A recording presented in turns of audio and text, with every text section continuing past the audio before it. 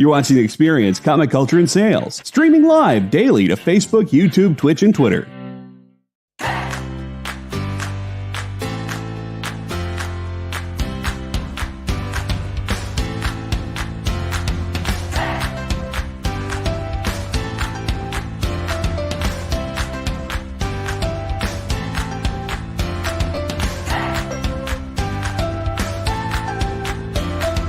There's something for every imagination at your local comic shop. Visit comicshoplocator.com to find a store near you.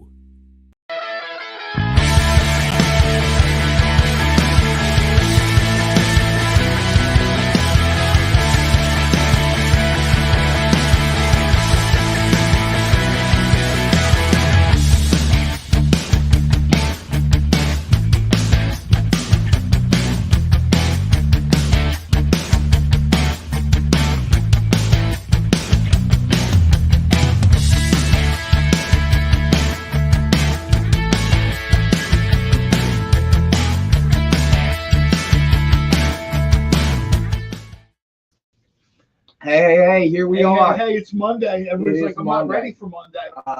So again, heard from, and I don't know if he wants us to share it. He didn't say, but just keeping Ron in our thoughts, obviously. But I did get, he did email some funeral arrangements. So we'll see if we can share that with everybody in the group. But again, kind of thinking about him. Yeah, and I hate to, if there's anybody joining us right now who hasn't joined us last week or whatever, one of the sort of, show originals, Ron, his wife unexpectedly passed away. Yeah. So we kind of had a little bit of a low-key show last week, and we're trying to keep everybody sort of, in the loop as respectfully as we can. I guess I'm trying to think of a good way to say this. Nick kind of spoke on this previous show. My guess is at some point Nick will probably, flowers were sent from the show. He'll probably, my guess is at some point he'll probably come in and say more, maybe tonight, maybe Wednesday. I just figured, I hate to be the bearer of bad news. I mean, Rex and Nick sort of Amy had to do this last week. If you know Ron personally, maybe you want to reach out if you haven't spoken to him, thoughts and prayers type of thing. Yeah, absolutely. So Robbie, so after your show on Friday, clearly my estimation, my prediction was not correct. What in the hell is Zack Snyder doing? It's all, I gave him SnyderCon stuff. What? Are we talking about the SnyderCon stuff? Is that what you're talking about? No, dude. He made it. He's flashing stuff on social media. He flashed something else now. He did the Wonder Woman thing, and then now he's flashing. I didn't even read the whole article. He's flashing Henry Cavill or something like that. I'll tell you right now what I would do, and I understand that maybe James Gunn would not appreciate this, but if I was the serious shot caller at DC, by which I mean the guy who's going to sign the checks, I would make Gunn and Snyder fight to the death for creative control of DC. I'd keep letting them make all their movies. There'd be like a horrible black and white, grim and gritty Batman, and then there'd be sparkly vampire Twilight Batman. Because let the chips fall where they may. Triple B, which X-23 book are you talking about? Do we have an X-23 book? It's up there on the screen. Oh, there it is. Should be the design variant of X-23 Deadly Regenesis #1. There we go. All right, hold on a second. Let me get that price for you, buddy. Oh, good. Lyle just said he received Sheena #6 today. Oh, cool. Very good. Cool. Jay's all over it. Yeah, it looks like $17. Right. Well, there you go. What it says up there. You know what do you need me for? We just let the crawl do it. So we had some people comment on the video about the Snyder stuff, and apparently what it is at this SnyderCon event at the end of April, right? He's going to be streaming his 3 DC movie, or he's going to be playing his 3 DC movies. There's like a watch along or something. He had to get permission from Warner Brothers to do it. They gave him the A-OK. And so apparently he's doing Man of Steel, BVS, and his Justice League. And it's like a watch along. And that's what he's teasing. Yeah, if you've ever done this with Kevin Smith, other directors have done it. Kevin Smith is the one that comes to mind where he does it all the time. They just had one up in Atlantic Highlands last week or 2 weeks ago. Now, why? Now, who's surprised? So I had said on Friday that, my guess would be Zack Snyder's beyond this now. He's looking to move. I think Ben Affleck, I think that's very true. That's a new project. He talked about it. It's one of the online games that's becoming a movie. So I guess from my perspective, if you're Warner Discovery, why would you say yes to this? Why not? It's kind of like a severance, right? He's being moved to the side. There's no reason to create. Well, it's not even the Snyder thing, right? So Snyder's fine. I was wrong. All right, so Snyder's fine, right? He's got a Netflix deal. He's got Rebel Moon coming out. Yeah. He's good. The thing is, what I think is happening is that Warner Brothers is like, we got Gunn, we got this vision, him and Safran, they're doing their thing. We trust them. We're good. We're golden. But, all these Snyder fans, all these Restore the Snyderverse people, can we still make a buck off of them? Yes. That's what I think. That's why I said if I was a real shot caller at Warner Discovery, I would be like, this is what we're going to do. Because if we can do these terrible, terrible takes on the Joker, which fit or don't fit into continuity, there's 5 different people as Joker, blah, blah, blah. If we can do terrible versions of Suicide Squad like 3 and 5 years, I'll tell you what we can do. We can sit Gunn and Snyder down, gentleman's agreement. We're going to let you each do 3 films. Whichever one gets the most box office, they win. It's like a pro wrestling loser leave town match.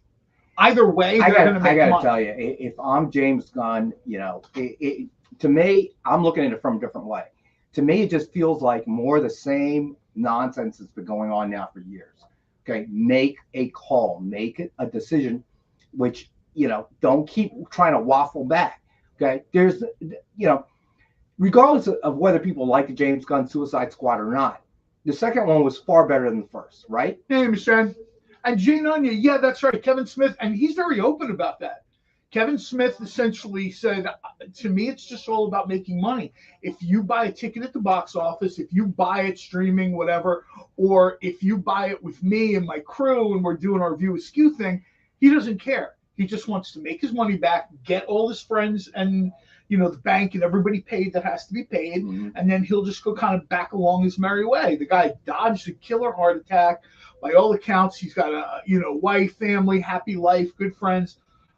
Kevin Smith is a guy that does not need to rock the boat. And people still, let's be honest. I was young when Clerks came out. Now we got Clerks 3, and these guys are old like me. No. I get that, but I don't see that as apples to apples with what's happening here. Okay, obviously, the Snyder fans have been pushing this since day one against James Gunn, making it already very difficult for him to kind of get out from under here, all kinds of rumors and everything else. So you're trying, you've already told us you are moving on. You are killing Snyder's version of the DCEU. Okay. Why are they going to though? They better, dude. They better.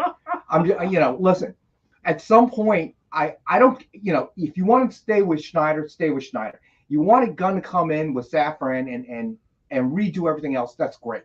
Okay. But I'm now at a point where it's like being in a car with my ex-wife, right?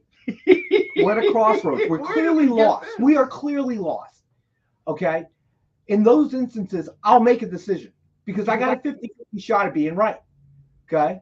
But this isn't about like Snyder continuing anything. Like that is done. That ship has sailed. They're cool. But you missed my point. Jen's right. She noticed that Robbie's got his fresh new do. Look, actually, I got a haircut appointment on Sunday, so this is just the hair, just without the hat. Of course he does. Award-winning. That's why. I gotta get an award-winning haircut before the award-winning Rockin' Robbie goes to the award-winning MegaCon. So people can stand in awe of your luscious hair as you exactly. I really thought the sports being over, you guys would actually get into selling. But sometimes, you guys ever watch Something About Mary? Mm-hmm. Mm-hmm. Yeah. Robbie? Oh, for sure. I was there in the theater. Who's producing? Jay is. Jay. you watch Something About Mary? Yes, sir. All right. You know the scene when the serial killer is in the car with Ben Stiller, and he talks about the 7-minute abs, and Ben Stiller goes, "Well, yeah, it'll sell better until you get to 6-minute abs." What are you talking about? 6-minute abs? Nobody can work out. Sometimes you guys talking, it makes me think about that. I'm not. Do we have a something about Mary comic I can segue into selling, sir? What was that? Do we have a something about Mary comic I can segue this into selling, sir? Wait a second. Is Dynamite about to publish something about Mary comic? That would be awesome. Right? Could you imagine that? And here we have. And Jay Nunya, that turned out to be. Oh no! I was not going to Ed bring Weird, that up, no. Ed Weird. This is No, 6 no, o'clock. no. This is like with the disagreement going. What? Wait a minute! 6-minute abs. By the way, I want to thank everybody. Not everybody was here on Friday. I want to thank everybody. All right, John Spilios, you got it, buddy. Pitched in for. We did 2 things on Friday. See, we've been We doing this raised backwards. 3. People are claiming stuff before we even show it. Yeah. Look at TJ, a popular movie that Nick knows. Yeah, I saw that. I was gonna wait. Although I think she's saying that like I knew it in the past because TJ's saying that I knowed. So anyway, no, seriously, we raised $3,000 for Roberto Castro on Friday. Oh, that's awesome.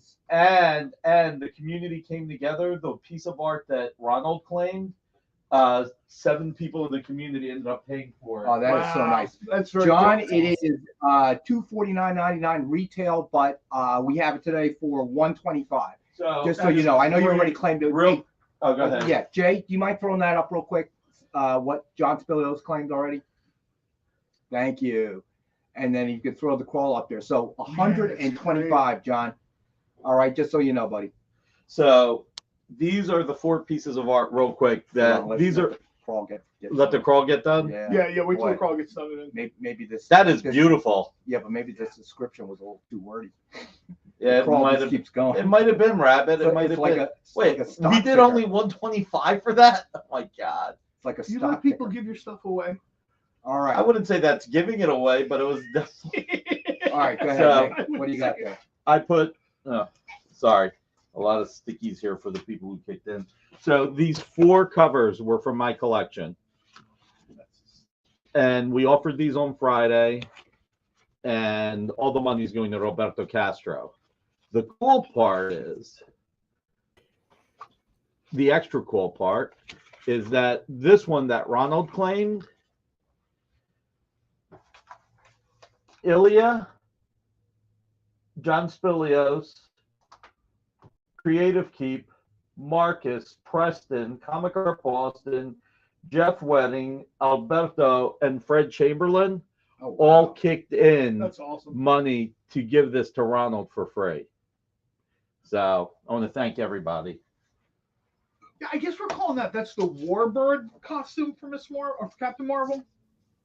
So, Yeah, there was a time where she was called Warbird, right? The Busiek and Perez run on Avengers. Yeah. Yeah, we had the. Although I got to ask you a question, there was that great Dave Cockrum cover with Warbird fighting Miss Marvel. So how did she get the name of one of her enemies? Did she beat Warbird and take her name? That would have been a cool story. It's like Highlander, but you take somebody's name. No, actually, Stevie B is a witness of the red pants lug wrench dance. Stevie B, let me tell you, people are trying to hide that. Hello, Y'all want to see it? I heard Jay and Kyle decided to delete it from all of our. No, platforms. y'all want to see it? I want to see it. I want to see it. Hold on, give me just. Oh God, Jay, I used to like you. Oh, that's Want it. to see me in red pants? I'm in my red pants. So I thought there was going to be more to this, but I told you, homeboy, you can't touch this. Yeah, that's how we living, and you know. I'm done. To make it look more like MC Hammer, otherwise it was all red. I think it's better if you all read Oh man. No. It hit. Then it blended with the red pants. Lars, there Marcus, is a G.I. Joe thing. You got your wish, buddy. You finally did. And I applied all the pressure I could, buddy. Gabe Carino, red or burgundy? Take your pick, my friend. I don't know. I guess you could call it burgundy, right? That was awesome. All right, you know what? That's actually a best offer item. Jensen's dance terrific. All right, so that's awesome. Hey, why isn't Nick a guest on Taji Beats? I think he Could should you be. imagine? Oh, I mean, come on. Look, TJ, my eyes again. Why? oh no! Oh man. Are we? Is this your thing? Are we selling this? Is that the deal? Yeah, we're selling it. All right, fair enough. Wait, you thought it was for you? You know Yeah, what? John's like, I was just gonna take this home. You come here bearing no This is food? from. It's a reverse service called John Crate. I come once a week and I just remove something. You come here and you bring me no food and you think that's a gift for you? Food, you look at me today. 2021 Loot Crate exclusive G.I. Joe collectible. Oh my God, it's in figure. our emails? What is- Jesus. In our emails. The photo of me in the red pants. It is? I got to open up the experience email. There's a link to it in the email. Jay, I really used to like you. Hey, that's Kyle. That's Kyle and Henri.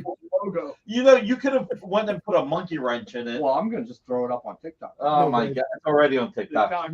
Nick, it's so great, man. It's so great. Don't be ashamed of that. That's awesome. Yeah, you own it, Nick. Come on, own it. Joy. Jay, Okay, stop encouraging it. Did you see the movie Out of My League? She's out of my league. Yeah, who's in that? Jay Baruchel, Is that Joyce Hauser? Alice Or, Eve. Alice Eve. Maybe not. I've never seen that one. Oh, it's good. Jen's It's right. cute. That's It's cute. clickbait gold. Like this is going to be. The Nobody's new, clicking on it though. This is going to be the new Rick rolled. You're going to get Nick rolled. All right, and large you're man, going you to click on got a it. link and it's So And a downloadable version, okay, of the video is now our latest best offer item. Best offer starting at $5,000 because I think we might be able to get it. All right. Okay. So for $500, we'll send you a very shortened clip, a still. But you come up with the $5,000 and we will send you, and it will be yours. Maybe we can make an NFT out of it. Well, that's a good point, Stevie B. Did you sign a deal for a Soul Train comic? we actually had to demonetize the. Oh shoot, dude! If you're showing it, you're supposed to demonetize it. And you guys aren't aware of this, but there used to be a Philadelphia is great for things like American Bandstand? American Bandstand, but not that. But it was Dance Party USA. All right, well let's Little do a did you contest. people know that Let's- Nick was actually, if you watch episode 42, Nick is actually the guy when they pan about 2 minutes 30 seconds in to Did you have a left. bandy collar shirt? You can recognize What are him. we He looks talking younger, about? but their hair's still the What same. are we About you talking being on Dance Party USA. Dance Party USA. I was never on that. Yeah, you were. No, I wasn't. Did you find it? He had the banded I could collar have got shirt. all these guys looking on Dance Party USA. Oh! Come on, bro. Thousands of downloads. I can't find him. Oh, Marcus, no, he did not have a fro. His hair has not changed actually at all. Makes me kind of wonder Well, it what kind has, of hair because product if you he look at used. some of the stuff from the 90s, it was poofier. It was poofy. It was poofier. Now Yeah, it's it was- more it was slick part of back. Is this style. a bad time to tell you guys I actually permed my hair once? Oh, do you got pictures? Please. So go find Forget episode, this comic go, stuff. Go find episode 46. Oh my I said 42, God. but it's okay. Saturday Nick Fever. I like that. Oh, I love it. Oh, I gotta see so Nick we all confirm. wanna I gotta know- see that. Like Saturday Night Fever, did you have a love affair with your hairdryer? No. I had I used to have a Mo haircut as a little kid. Oh, no, not the mall. I had the Mo. Oh man. So all right, so there we go, guys. By the way, I will tell you one thing. It takes a long time to get rid of a perm. I've had other people tell me that too. They got a perm. Like guy friends grabbed a perm, and like months that later, was they're popular like, in the 80s, dude. Everybody, a lot of men. You got to change the pillowcase every morning, man. Every morning. That's How why do you know so much about this? That's why Robbie used to wear a hat. Because my mom and my grandma had perms, man. I'm aware. His hair finally outgrew the perm. So Hey, the TJ perms are Jones- coming back. Perms for men are coming back. Like some of the kids that work for us, I don't have they any get hair. perms. It's Yeah, crazy. no. TJ James, I would say that's a pretty safe bet. I know that Nick must have had a members only jacket. I did not. Shoulder pads. No, I did not. Well, everybody had shoulder pads at one point. Well, the members only jacket was like known for the shoulder pads. Oh. You're a little older than me. Members only. Oh, you missed the fad? I missed the fad. Oh boy. But yeah, Lyle, you're right. Oh man. Lyle's absolutely right. So yeah, well, luckily, yeah. Every book we sell to So, get like, did downloadable we sell wallpaper or anything red in pants. addition to the Well, Lord's Man put an offer on the loot crate. right? And we sold the Shadow Clone, Well, we haven't right? gotten anything. Oh no, X23 Deadly Regenesis. No, it looks like Triple B was looking for the 1 in 50, not the 1 in 10. What did John take? John took the connecting covers. Okay, so they're off of there. Right. So all right. So let's throw this up here. Actually, Great. Lars Man, yes, that I did have, and I wore that with stonewashed jeans too. Levi's Nick just got rid of that jacket last week. Had that- I remember that explosion of all those different blue jean brands. Yeah. You know, Gloria Vanderbilt, Sassoon. I mean, it was just on and on. Actually, and on. I still have my jean jacket. Every time it's spring and I want to put it on, Pam's like, she's like, I can't believe it fits you. Take it off. Canadian tuxedo, Nick. Oh no. What jean You got like jacket? you got like a patch on the back of it, Nick, like a rat No. patch or something. Just washed out jean jacket. Sleeves cut off. Sleep? No, he wasn't in a biker gang. You got to get you a Bruce Springsteen patch on that, right? That's what from Jersey, I don't right? have- Right? I don't have the arms for my sleeves to be cut off. All right. So, okay, let's throw this up here. Timeless number 1, Alex Malev, incentive variant cover, 1 in 25 ratio. Find it out in the wild for 70, and we have this one available for 50. See, a lot of people are talking a lot on Twitter the last like 7-8 days about Alex Malev. Like a lot of the kind of like Twitter comic book personalities that I follow, they've been throwing up a ton of his stuff. Spider-Man, Ghost Rider, some of the really cool covers he did. He's been doing some amazing work lately, and I've been a fan of his since I first came across his work with Brian Michael Bendis on the Sam and Twitch run from like the early 2000s. It was right before they went over to Daredevil. And I got to meet him back in like 2002 at Wizard World in Chicago. Super cool dude. And I love his art because one of my favorite things about art, comic art in particular, is texture and grit. And nobody does it like him except for maybe Klaus Janson, who's the king of it, you know? Yeah, I mean, that is kind of his, I guess, realm, you'd call it, or whatever. I like this cover a lot. So Market Zubas, I remember those. Oh, I had Zubas. They were very comfortable. I'll let you know right now. I had Zubas. Yeah, they were very comfortable, but the problem was it blinded everybody else on the street. Oh, I didn't care. Yeah, but they were very comfortable. I would wear I love Zubas those. for NFL teams I didn't even like just because I like the colors, like the Buccaneers. I Like thought bright orange, and people would be like, oh. they were like socially accepted sweatpants you could wear to a Yeah. social event. Oh yeah, yeah, Make you more do of that, audience Jay. so we can play Please, more of. please. Every time a book is sold, the little dancing Nick goes up. Oh, that would be so I think we cool. might sell more books if that was the case, We right? might. We might need to do that. We definitely might. Yes, I did wear Z Cavaricis, and I had those long belts that you Yeah, put somebody in the brought loop. the cavalry. I know, I saw that. Do you know where I actually It was used to work? easy go lucky. You know where I used to work? Where? Merry-go-round at the Cherry Hill Merry-go-round. Mall. Oh Cherry my Hill Mall. God. Wait, Man. better yet, guess where I worked after that? Where? Leatherbound. Leatherbound. My first ex-wife used to work at a What shop called ex-wives does he have, man? At least 2. A shop I called thought East. you only had one. No, I have 2. Really? Yeah. Wow. Third one's the charm. Nick was Yeah, probably too young for high karate, but Drakkar might have been right in his Listen, let me just tell It you. was all the same this. time. I'll leave this with one thing. Okay. I was the only guy at Leatherbound. I worked with 7 other women. Oh. No matter what you may. I also worked at the saloon in Philly, and you know, at the saloon in Philly, only female waitresses up until the last few years. Right. Like Coyote Ugly. I mean, like, seriously, like as a busboy, you can make up to $400 a night at the saloon. I believe it. That was the place. Especially if you got a perm, right? Like, God, tease No that matter perm out. what Tease that perm out. no matter what people think, women are way meaner than men. Work with all women, you will find out how mean they are. Well, they're not as straight. I don't want to put this the wrong way because I've seen it happen. You're going to with put my this the daughter. wrong way. Just Well, so I've you know. watched it happen with my daughter growing up. So I'll use a softball analogy. boy. That's the Please better. make it a softball one. Yeah, no, it is. The one thing we say about coaching softball as opposed to coaching baseball. Oh, boy. Boys need to play well to feel good. Girls need to feel good to play well. There's an intrinsic. I don't think that works with the women I worked with at Leatherbound. Well, no, that's the other thing. Is guys can be on a basketball court, get into a fight, and be buddies. Who wanted the 1 in 50? That would be Triple B. You still there, Triple buddy? B, you still there? I think Nick found it, buddy. And Amy did some research. So anywhere between 120 and 140. We'll do them at 120. All right, so this is X23 1 in 50. Yeah, the Mike Choi cover.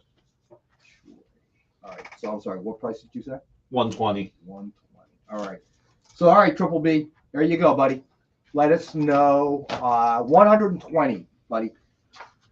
You know what? Make him 100. All right. Oh, 100 because I wrote it down, so now I got to cross it out. All right, so 100. They're going to be 100, Triple B. So let us know, buddy, if you're interested. Do we want to do one more book before we go to break? Yeah, let's do one more. Well, what about the shadow clones? Did you do that yet? No. How much? You want I got to order pizza. I'm hungry. All right, so What do we have the shadow clones at? Well, we have two of them. Okay. All right, so one is Shadow Clones number Two one. different covers, right? 1 in 10 ratio. It is a Peach Momoko cover. Right. Find out nice. out in the wild for 20, and we have 10 available for $12 each. Make them $10 each. I'm hungry. All right, Nice. $10 each. All right. So Yeah. then the second one we have is Spider Gwen Shadow Clones number 1, 1 in 25 ratio, Stealth Freeze variant. So that you'll find in the wild for 65. That I love. Ooh. We have 4 available of this one for 30 each. I'm hungry. Make it 27. So now it's 27. Oh, so boy. 3 All shadow right. clones for which shadow clone? There's 2 of them. Which one, buddy? The 1 in 25 or the 1 in 10? So either the Momoko or the Stealth Freeze.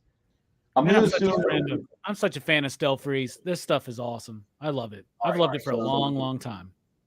All right, so wait. Now Lars Man is claiming ×3. Right. I think they want the $10 one. All right, so just claim that. All right, so creative. I got you. You're claiming One of each. one of each. All right, creative 1. Okay, I don't even have to pull it. You only have one of each up there. All right. Creative.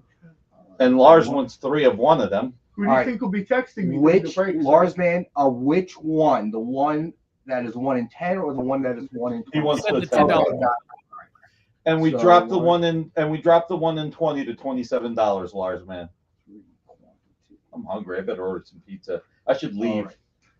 Yes, All I right, have to you take got this call everybody. from the Dynamite Board of For Directors sure. about comic pricing, sir. I'm sorry, I can't give the driver a tip for the pipizza. I gave all the discounts. Nick gives him a comic. Thanks Give for him my a pizza. Give him a virgin cover. He gives him If you go to a con, that's worth $60. Nice figure drawing. All right, go to the break. That's real nice. Yeah, All right, we'll go yeah. break, So we'll be back. yeah, we'll be back in a couple minutes. Stay with us.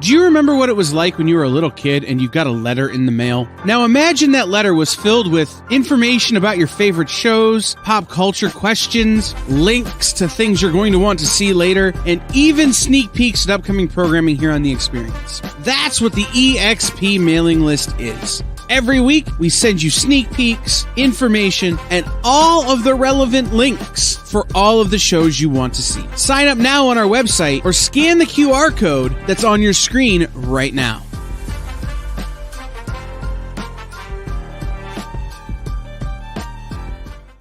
Did you know that every Experience show, including some exclusive content, streams on Twitch?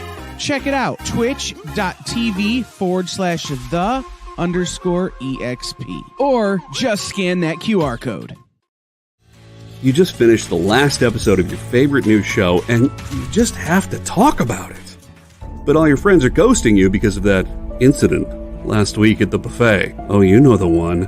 What you did to that chowder. Ugh. Keeps me up at night. So what do? Join writer Dan Wickline as he breaks down all your favorite pop culture media. Whether it's a review of the latest nerdy TV show or a dive back into the history of your favorite comic characters, Dan's ready to discuss all the hottest topics live. Join the conversation as Dan live streams Tuesday through Thursday at 5 Eastern, 2 Pacific on Twitch, Twitter, YouTube, and Facebook. The Dan Wickline Show on The Experience. Comic culture and sales.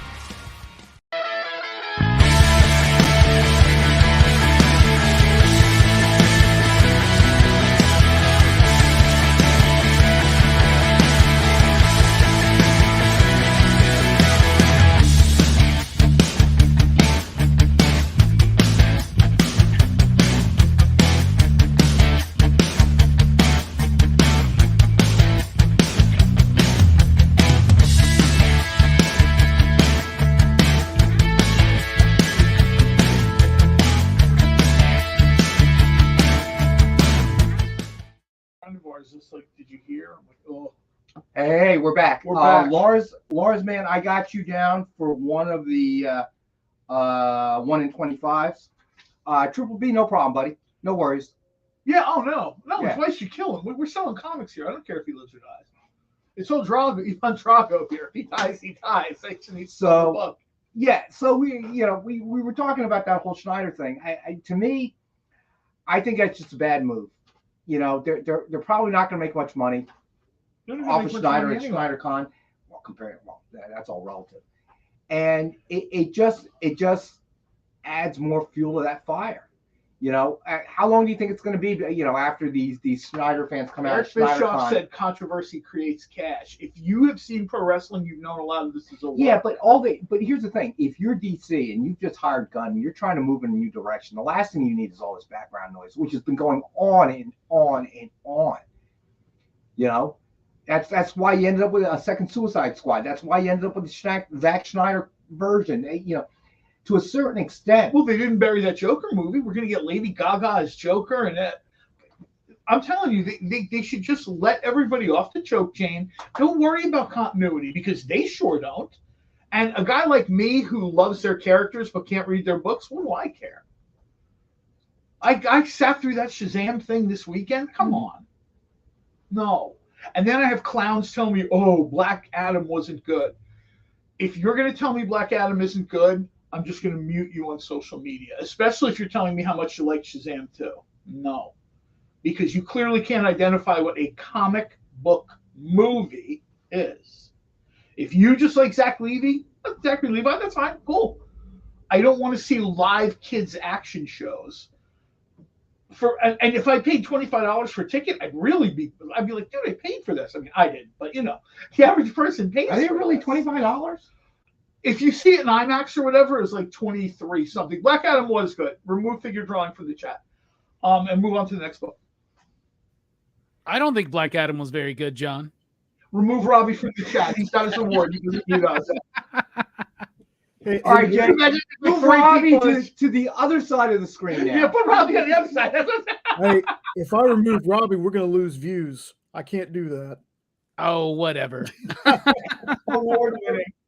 Hey, to answer Lars Man real fast, we do have an ASM Disney one. He was asking if there was any variants. I totally missed that. I totally missed where you at. Hey, Brittany, how you doing? By the way, Brittany, don't be mad at us. Yeah, right. It's really not me. It's all John. What? It's all John and Robbie. Yeah, and Robbie. I had nothing to do with Brittany. We're just gonna blame it on Dwayne Johnson. Is what we're gonna do, right? It is his fault. Okay. You Man, know, I wish I was. we're Dwayne right Johnson. behind Henry Cavill. You see him run out in like $100,000 silk magenta tuxedo. I couldn't Was pull it that off on salmon? my best day. Was it salmon? I don't know. No, you know what I mean? I'm seeing it as, and I'm just like, he got his own jet, he's got his own tequila. No wonder he wears whatever color he we wants. talked about this. I love Dwayne "The Rock" Johnson. I don't expect to hear him all of a sudden recite Hamlet or anything like that. Although that would be kind of interesting. But, you know, I mean, you take him for what he is. Hey, Tom Bishop, what's going on? Dwayne Johnson is a movie star, not an actor. And That's actually a very good way of putting it. The best analogy for him is he's Arnold Schwarzenegger for the 2020s. Right. Everything he's done in the last 8-9 years, he's always him, but just, you know. I agree. Like we had this conversation about Momoa as well. Yeah, Jason Momoa is essentially this kind of likable dude, but he's big. So if he has to meet someone up, he will. But he'd just be fine going out for a beer. I mean, instead of all that drama in that one Snyder movie, him and Bruce Wayne could have just opened a bottle and it would have been fine. Yeah, Neil. I wouldn't be sitting here, buddy, if I had that job. Oh, man. Yeah, CJ. Who's Drax in Guardians of the Galaxy? Oh, David. Yeah. Batista, I think, actually may have some acting chops. I don't know. He's a more intellectual dude. And he's trying to reach those roles. If you talk to him, he's a more intellectual dude. Like if you listen to it. If you listen to a Dwayne Johnson interview, you know what you're hearing? Dwayne Johnson. Yeah. Buy my stuff. And I have no problem with that. If you know that guy, if you watch some of his other stuff, he learned from his father. Always be selling. Always. Yeah, that's where it comes from. I think Dave Bautista, and I admire that. I totally admire that. But Dave Bautista is a guy that has talked about he wanted to act. He's some level of musician. He talked about guitar or like classical guitar. There's more to him than just. Yeah, so I feel like he might be able to. Although, what's that movie he's in that just came out? Cabin, No, not Cabin in the Woods. Knock at the Cabin Door or something like that. Yeah. I haven't seen that. Has anybody seen that? Of course I've seen it. I figured that's why. It's what you'd expect from M. Night Shyamalan in 2022, 2023. Okay. It's what you'd expect. John's trying to get rid of his wife. Okay, honey, goodbye now. Thanks for stopping by. She's right next to him. He's just trying to shut off her computer. He's reaching over. Oh, give us blow by blow there, John. Let us know. I like Batista. I feel like he's got the ability to have deeper acting chops. He was in Army. Was it Army of the Dead? Yeah, one of the Netflix movies. He's just an entertaining dude. He can play different roles. He was in. It's sort of almost like the John Wick universe, but it's not. He plays like the EMT at a hotel for criminals, Hotel Artemis, I think it is. And if you see Hotel Artemis, the movie as a whole is not, great cinema or anything, but you see his performance and you're like, this is a guy that wants to act and be in movies. Right. He's done the thing where it's the big doofy guy and the cute little kid. Like every big doofy guy has to do that. Yeah. Cena's done it. Yeah. The Rock started that way with Disney. Remember when he was a Tooth Fairy? Yeah, it was. Well, actually, it was before that. It was Game Plan. Oh yeah. I forgot about that. Yeah. So rough and tumble guy. See the soft side, but I like Batista though. I think he could really do it. I was sad to hear. I wanted to see him get a shot at Bane. Not like I'm the biggest Batman fan. He wanted to play Bane. I don't know at some point if there were some conversations about him being Bane, but that's all clearly. I get a funny feeling they're not bringing the Bane character in. The word that I heard was that he actually reached out to James Gunn and said, "Hey, I've always wanted to do Bane," and James Gunn basically was like, if we get to Bane, we're going to skew younger for everybody, but he would be a perfect Bane. He'd be great. Yeah, people forget these pro wrestling guys that were big in like the 90s and the 2000s aren't my age, but they're close to it. They're in their late 40s and early 50s. That's starting to be. I realize that Dwayne Johnson is on that Illuminati immortality serum, but everybody else is starting to show their age. Yeah, I would agree with that. All right, so Jay had a good suggestion. Let's show. All right, so we have 2 ASMs. Let's do the Amazing Spider-Man number 21, 1 in 25 ratio. Are you doing the wrong thing? Oh, I must be. You Oh, no. This might be it. This might be it. This should be a 1 in 100, the Disney variant, right? Yeah. No. We should have another Disney variant that's 1 in 100. Jay, what's the other one? The other one is the FF cover, correct? I don't see if. Hold on just a second. That might be on the other brand. Hold. Okay. All right. So give Jay a second. We upload. TJ's right, by the way. Batista was super fun in Glass Onion. I loved him. I haven't seen that yet. I do want to watch it. I just haven't had a chance. He plays like one of those like bro-y macho Instagram influencers and YouTubers, right? He plays one of those kind of characters. It's hilarious, man. The big turtleneck. It's pretty entertaining. Again, those aren't my kind of movies, so I'm not any kind of authority in that area. Familiarity, I should say, not authority. But it was a fun watch. My wife loved Knives Out or whatever it is, and she loved this one. The guy really does have, and I don't want to. All right, so Jay, let's try it this way, buddy. There should be 2 Amazing Spider-Man number 21s. All right, so the one you show must be the Disney variant. So do you have another one? Oh, there we go. All right, so now that makes sense. All right, so Amazing Spider-Man number 21, 1 in 25 Weaver variant. This one we have, find out in the wild for 50. We have 4 available at 25.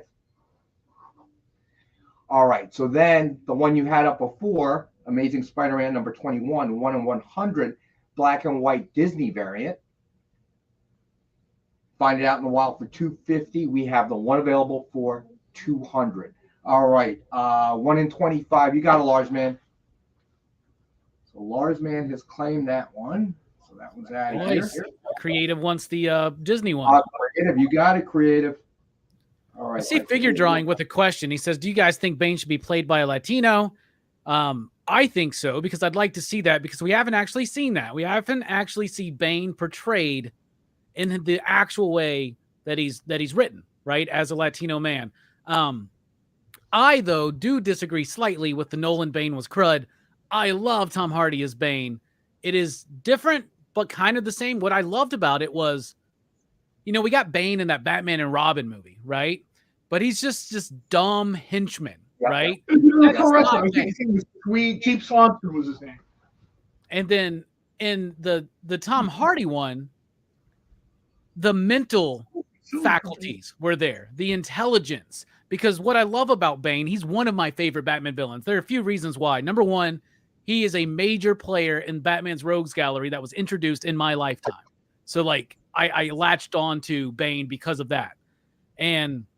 But what I loved about Bane also is that he is a physical, a mental, and a spiritual threat to Bruce Wayne, right? He's not just a strong guy. He's not just a smart guy. And he's not just a soulful guy. He's all three. When he broke Batman, it wasn't just breaking his back. Like Nightfall, when you look back at it, what it's actually doing is he's breaking the soul and the mind and then the body of this man. And I got more of that vibe from Tom Hardy, but I totally want to see Bane be that version of Bane, but still have that Latin background that is also kind of important to the character.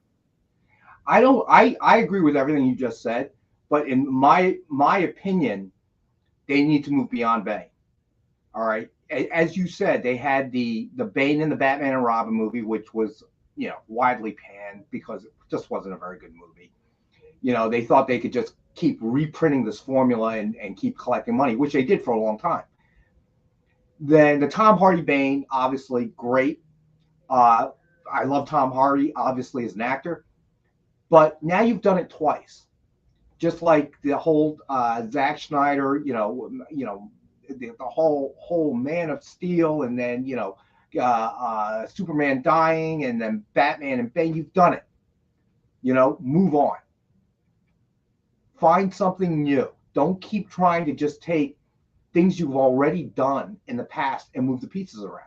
And I'm hoping. Then, as far as a Batman villain, then Rex, what do you want to see? What did they haven't done Man Bat? They haven't done Killer Croc, really. Like, is that something you want to see? They haven't done Man Bat. They haven't done Killer Croc. Man Bat would be what I would want to say. I think that to be quite honest, I think that there's there's room for a Riddler done correctly. Like Professor Pig, maybe? And But they've done Riddler twice. As many times as they've done Bane, they've done Riddler. In fact, even more because they have Riddler in the 66. Right. And then who's the other one? In the newest Batman movie, the Riddler. Wait, what? Paul Dano is the Riddler. Right? In the Jim Carrey was the Riddler. Oh, right, And Frank Gorshin was the Riddler. So 3 Batman movies have Riddler But in it. again, that was, as we say, you got a muscle car for a Batmobile. It doesn't matter. It's still a popular movie. I mean, they've done Riddler more recently. No, I'm not. there were people that dug that. As I said, as a standalone, I enjoyed it. I kind of liked the muscle car Batmobile. A lot of people didn't. I enjoyed that movie for what it was, a standalone, right? So that's fine. But the concept of Riddler, and that's why it didn't dawn on me, wasn't obviously the concept that we all remember. But then again, the whole movie didn't really follow the kind of, that plus the Joker didn't really follow a flow we were familiar with. Do we have a Batman comic to sell as a segue? I see creative keep saying Clayface. Clayface would be a good one to do. Yeah, But somebody suggested that. I think Clayface would be interesting. They always, though, the problem is they always do these Batman movies and they try to we got to make this grounded and realistic. Well, there's not really much room to play with Killer Croc or Man Bat or Clayface and where in a movie where they're trying to be so realistic, So I don't know. I'd like to see more of the fantastic element. TJ James is saying, if you want to go realistic, Hugo Strange is the guy you're looking for. Because essentially he's a, twisted psychiatrist, hypnotist guy.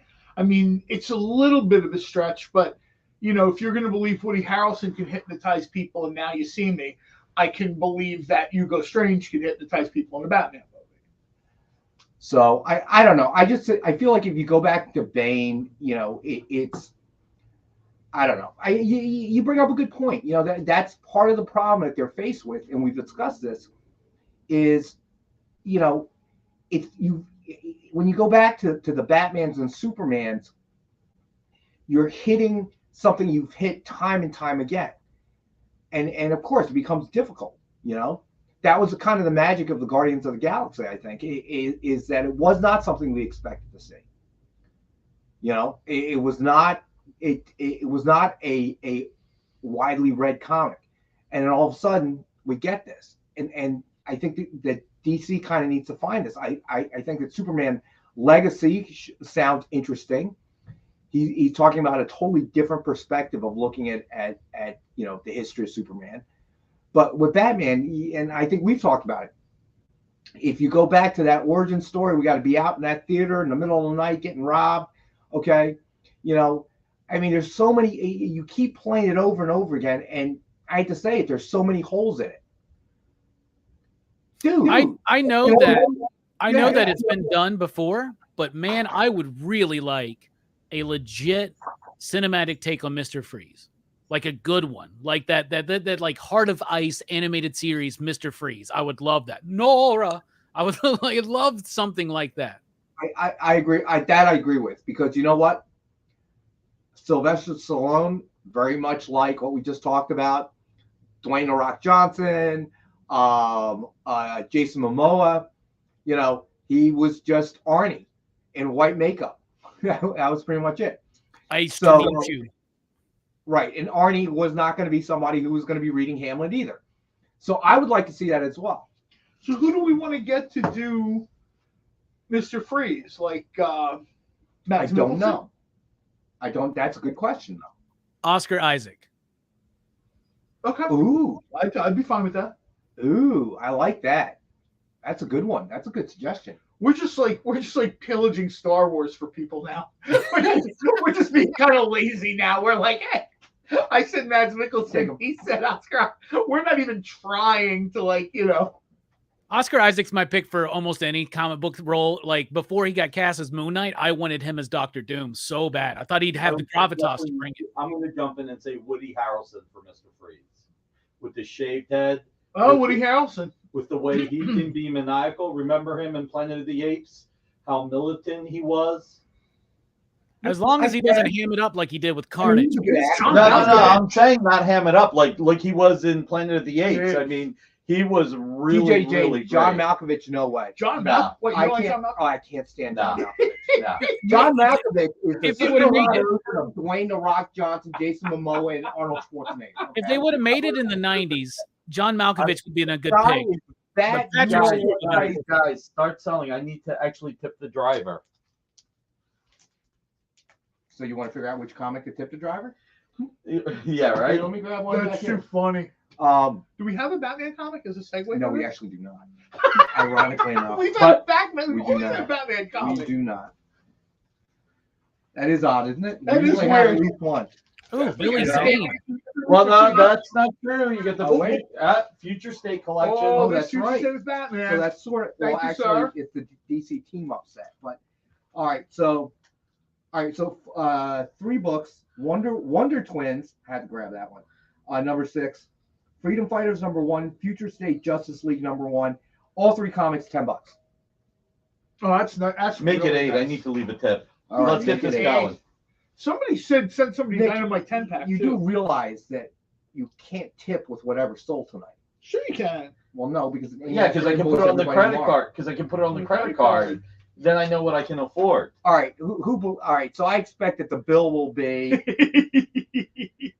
$40 with tip. This is so nice. 42. Pretty I good, did huh? look it up when we were I on did break. Angela's a little bit, huh? There are some people that call that. I got the pizza. I'm so hungry. I got the pizza and I got gnocchis with extra garlic bread. So be careful. Why should we be careful? I might What'll come back happen? in here after I eat. Okay. And do what? The garlic bread. will We kill you. send the sales. Can we get No, some no. sales? What else sold? All right, here we go. How Next, did not going to nobody- go away until we answer the question. Okay, so the connecting cover sold. Large Man has a best offer at 15 of the Loot Crate. Okay. Wait, what else sold? Creative one. The connecting covers. 4 of the Spider-Gwen sold. Okay.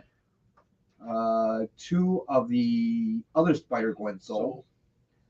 And the Amazing Spider-Man number 21, I 1 took and that down. 25. That's Is that the sold. Weaver? Well, we have more than one of that. Yes. We have 4 of those. Okay. So you probably shouldn't take it down. I didn't take it down. Okay. And then the Amazing Spider-Man. That's the one I took with down. Disney. That one, that's sold. So nothing else sold out. Nothing else is sold.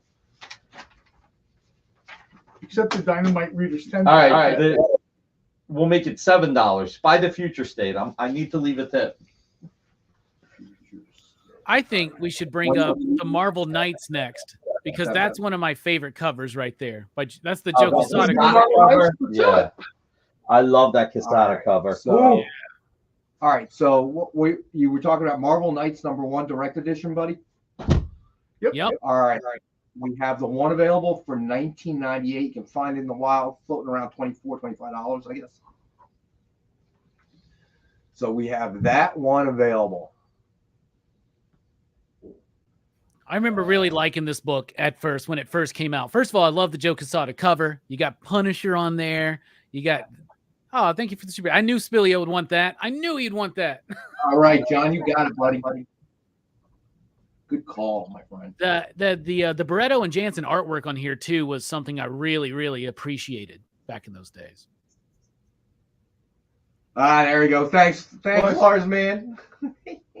Oh my God. Thanks for helping the rest of us out, bro. All right, so let me see. One of my All favorite right, things about Joe Quesada's Daredevil is like, what is up with that cord on the Billy Club? Like, there ain't no way that that's like physically possible, but it just works so well. It looks so sharp. It's almost like Doctor Strange gave him that Billy Club because there's no way that something this long houses like 700 feet of cable. Yeah, a blind man seeing, that I could believe, but the Billy Club, that's That's crazy.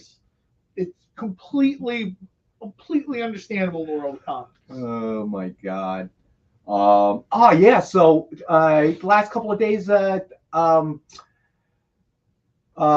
concierge from John Wick passed away. He passed away. He was on The Wire. He's been in a few different things. Yeah, I've loved him. He's one of those actors you see in everything, but you don't really know their name or whatever. You know what I mean? Lance Reddick. Thank you. Lance Reddick. Yeah.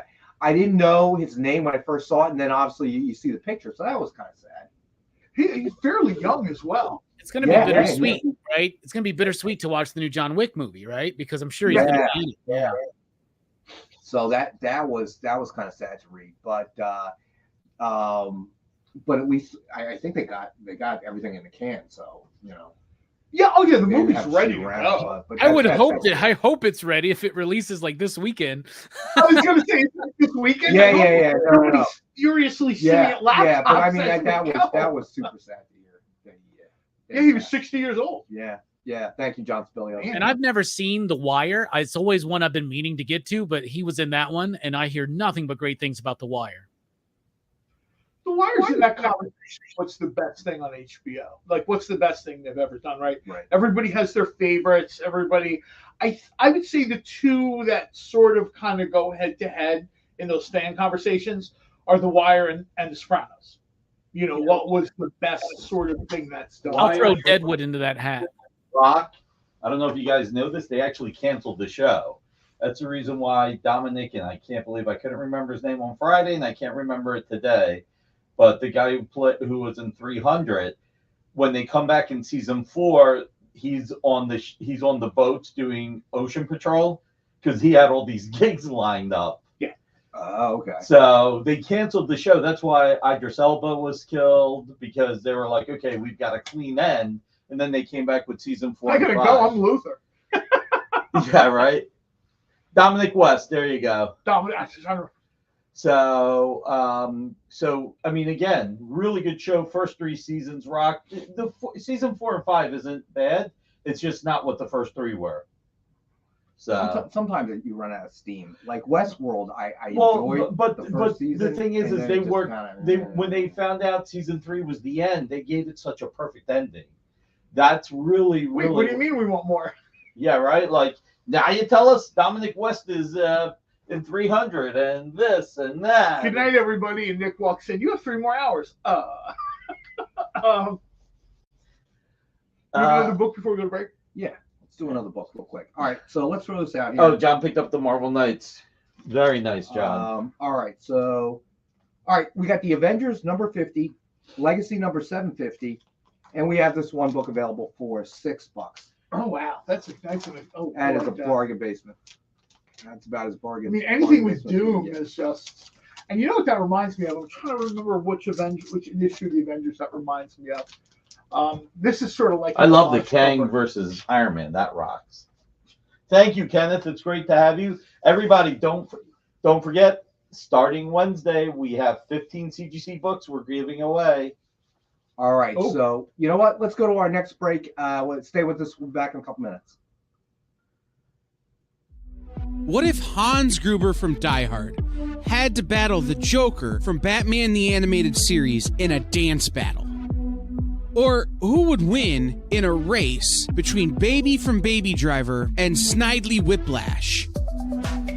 If Austin Powers and Shrek found themselves in a hot dog eating contest, who would emerge victorious? These are the questions we talk about on Nerd Killer Warfare. Debate the most absurd questions you've ever heard in popular culture. Register now by scanning the QR code or visiting bit.ly/EXP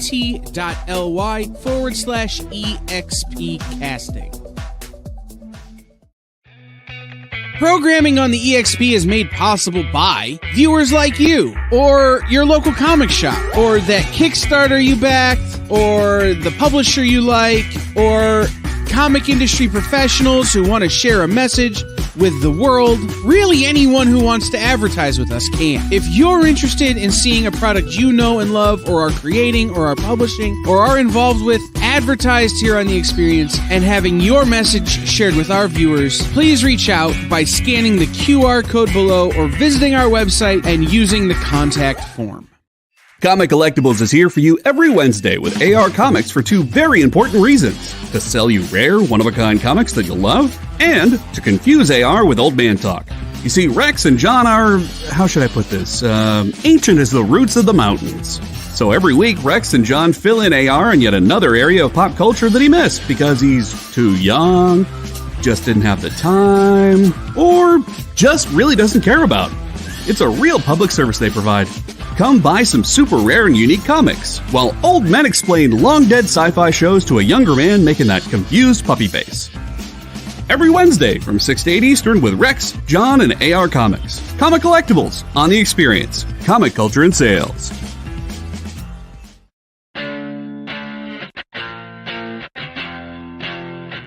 You're watching The Experience, Comic Culture and Sales, streaming live daily to Facebook, YouTube, Twitch, and Twitter.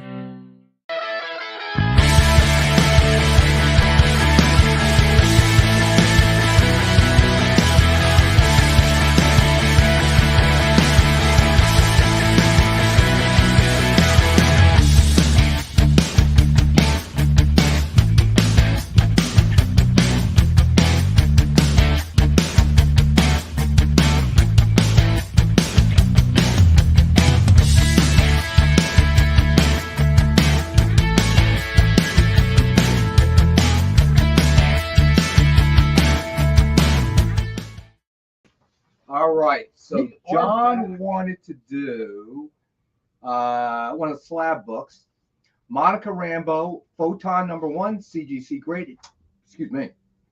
Guaranteed 9.8. Suggested retail $99.99. We have the one available for $59.99. All right. I just, it's hard for me. And I was just saying this to Nick. I'm trying to think of a good way to put this, but I'll just say it.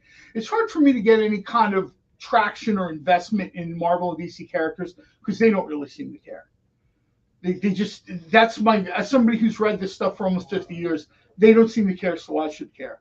This popped up today in my Marvel Unlimited subscription, which means they're probably up to issue, 4 now, maybe? I just thought this was really good. I thought this was really well done. Eve Ewing is the writer. I wasn't familiar with her work previously. I'd seen the artist's work before. Not Cicerelli. Dino Cicerelli. I'm getting this wrong. Even Yvonne, I can't think of his name now, but I've seen this artist's work before on Joker. This book, resonated with me a little bit. I like this. I was like, this is, you know what I mean? I'll be curious to see if this goes somewhere. Unfortunately, Photon, it's tied to the fates of the Marvels. Right. Which is not great live action, but I'm hoping maybe that can sort of be a little bit of a breakout character. We saw a version of this in Multiverse of Madness.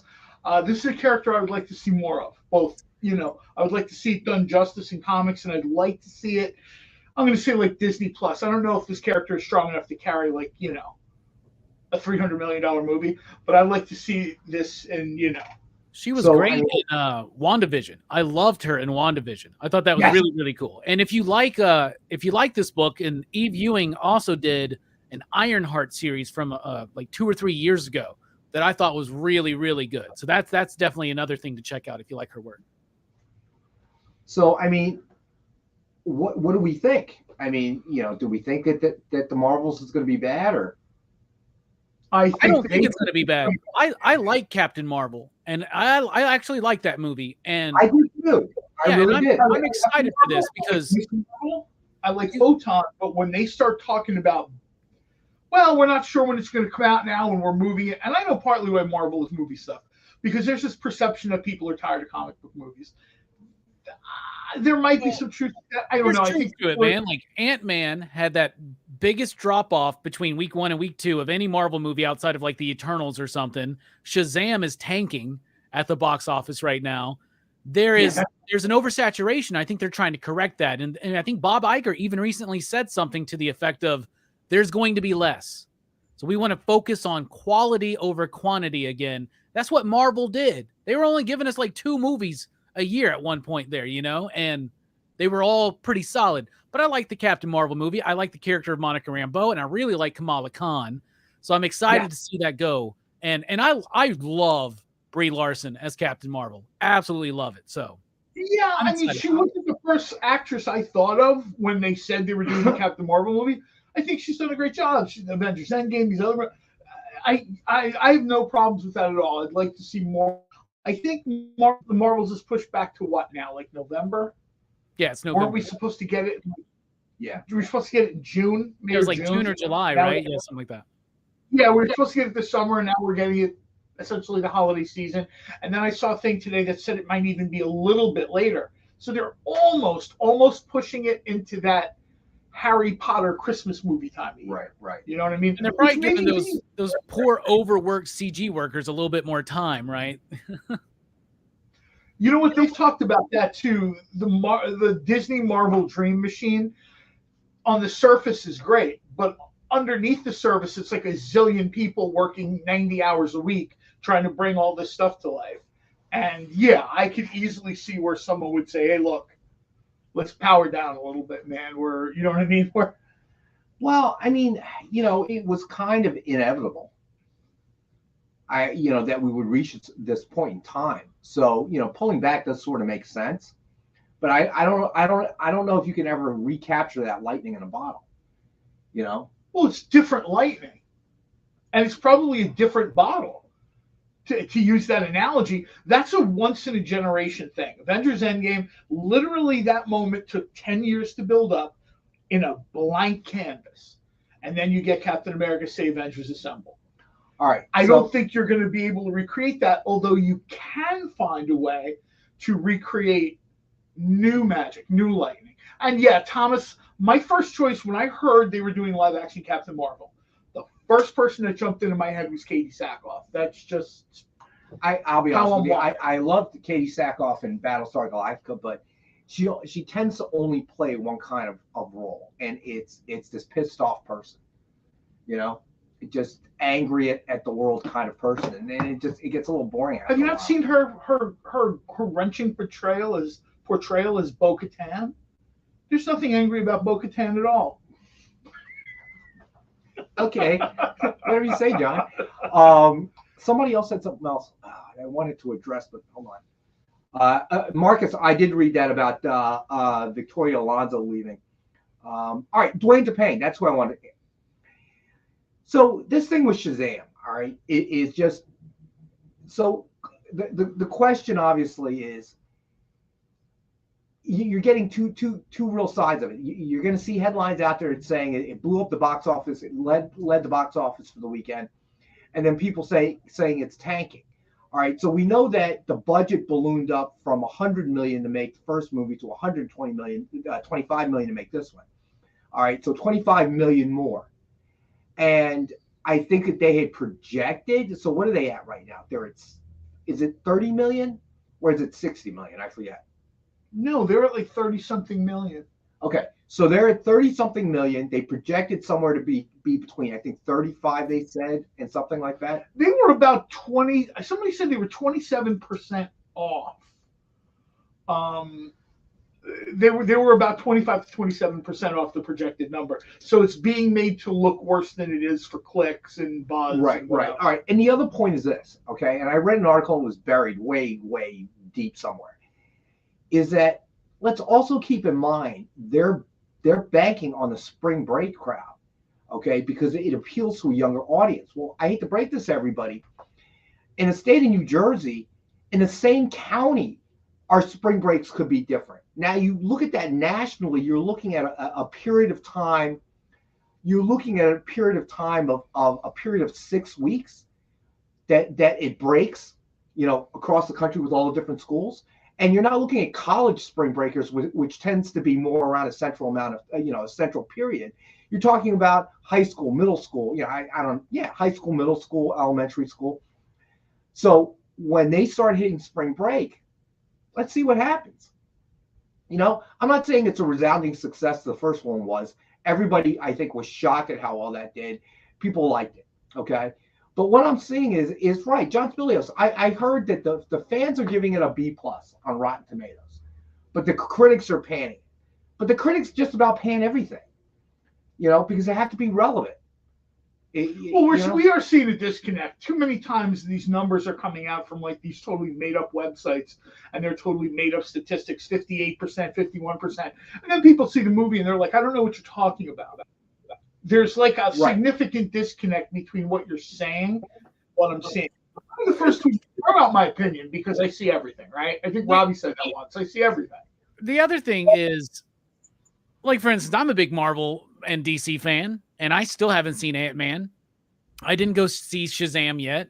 I went and saw Scream 6 opening day, which shows you where my priorities are in a franchise revitalization that's a horror franchise that I like, because we don't get a Scream movie 3 times a year. But like, no, you didn't win the award for comics. You won it for horror. And I won it for comics, but I don't think it's the idea that James Gunn's doing his thing so people are not interested anymore. I don't think that's what's affecting this, because I do think the general audience they're not aware of the shift yet. You know what I'm saying? I'm talking about the people that are not on Bleeding Cool or CBR or Variety. I'm just saying the marketing of Shazam 2.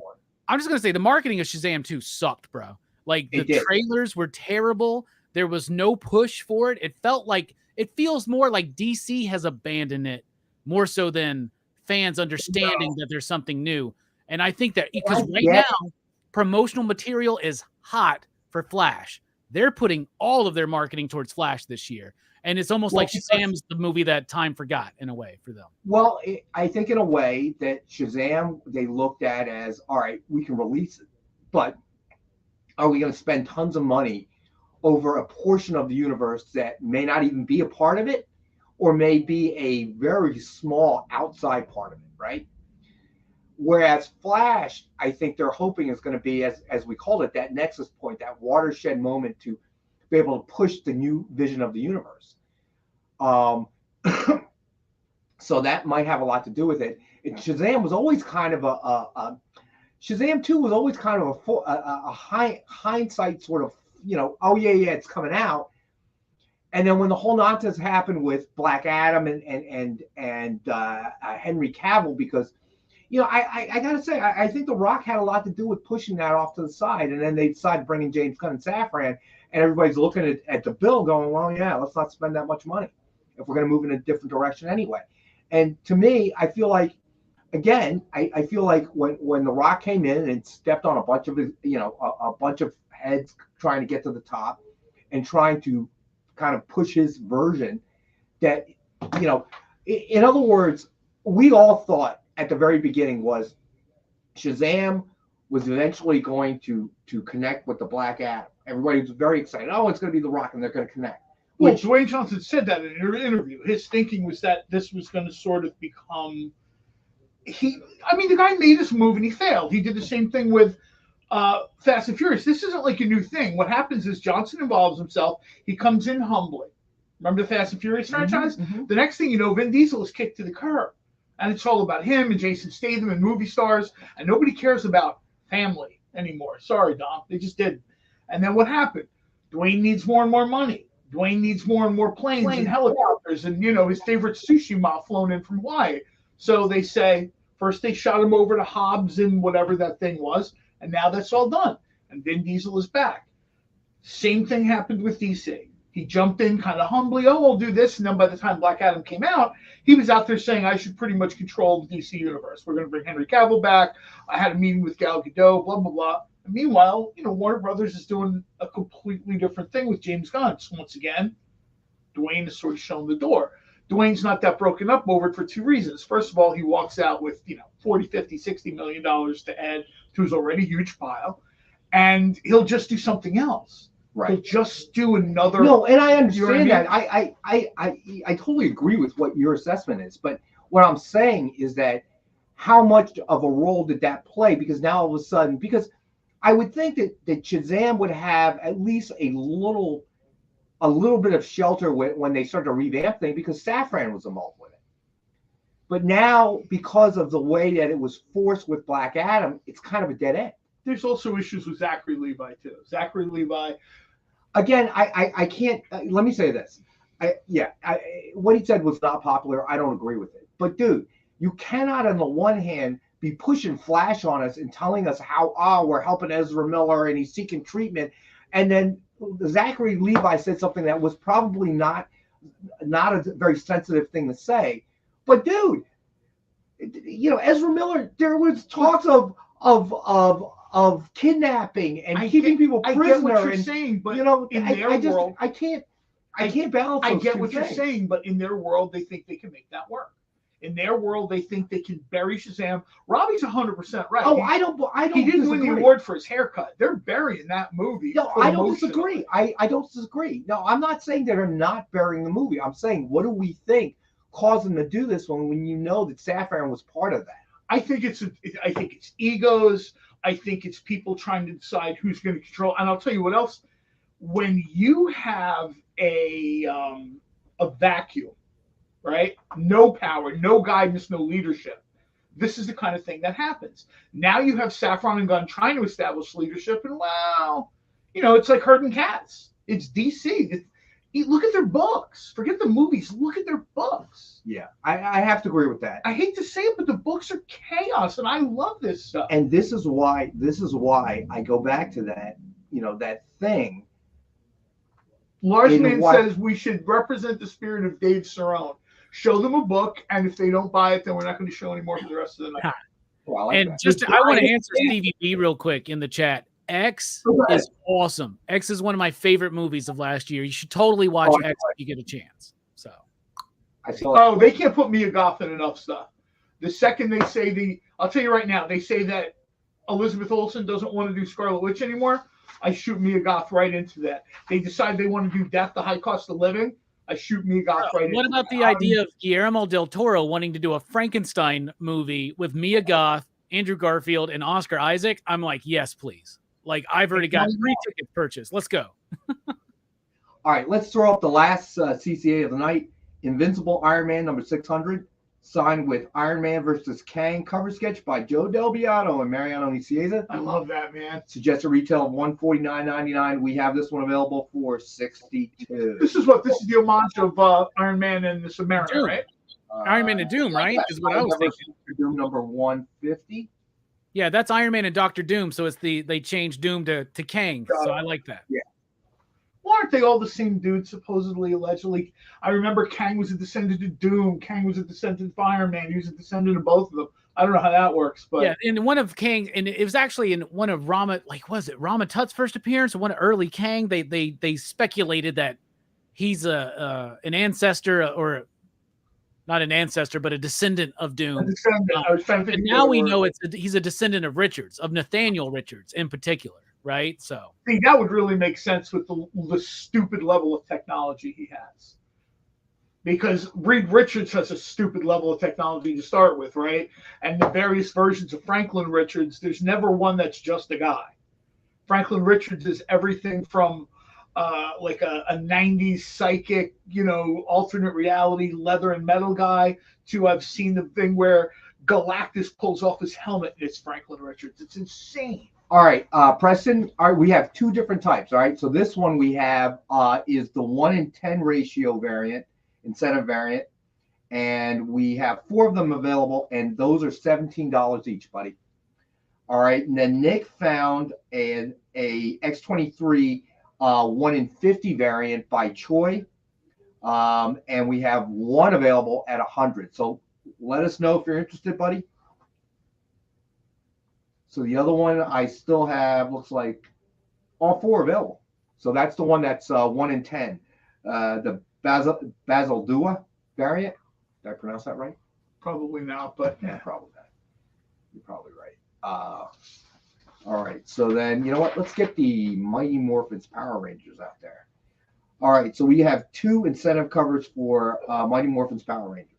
So we have Mighty Morphin Power Rangers Teenage Mutant Ninja Turtles number 1. Simone DeMio, incentive virgin variant, 1-in-50 ratio. We have the one available for $60. That's some serious artwork, man. Holy cow. Man. All right. Then we have Mighty Morphins Power Rangers Teenage Mutant Ninja Turtles, number 1, Dan Mora, incentive virgin variant, 1-in-25 ratio. So Ron just checked in. Hey, Ron. Hey, buddy. How are you? Hey, Ron. We've all been thinking about you, my friend. Yeah, man. Hope you're doing good, man. Yeah. So this one was a 1-in-25 ratio. You find out in the Wild 50, we have the one available for $25. Wait, who's the artist supposed to be on this? That is Dan Mora. That's not a Dan Mora cover. That's Eastman, right? Yeah, I was going to say that. Isn't that weird? So I'm not the do you biggest. have it? Can you just pull it? I'm not the real biggest TMNT guy, but when you said that, I was like, what? Okay. Yeah, that's totally Eastman. I love that cover too, man. I'm a big Eastman mark. So Yeah, let me take here. Yeah, it's Freddie Williams and Eastman. Yeah. Why would my notes say? Now, Dan Moore is the interior artist for sure. So I have no idea. Yeah, I don't know who Alright, the interior Mora- artist is Yeah, there, but Mora is the interior artist. Dan Moore is the interior artist. Yeah. okay. Maybe we wrote it up wrong or Connecting something. When it comes to TMNT and Power Rangers, trust me. This variant covered Like I by- said, I am not the biggest authority there, but when he said Dan Moore, I was like, okay. Yeah, and it's Eastman inking Freddie Williams, right? Freddie yeah. Williams. Yeah. Oh, I love Eastman's ink work so much. It's a beautiful book. Here, I'm going to put this back up. Hopefully somebody picks this up. This thing is awesome. So, all right, you know What what? are we asking for this? That one I thought was 25. But all right, so let's do. You know what? Let's do a quick Rex cap? Yeah, why not? All right. I feel like we've done a lot of books that people haven't bought. So if they haven't bought them, why are they interrupting us and asking us to show more books?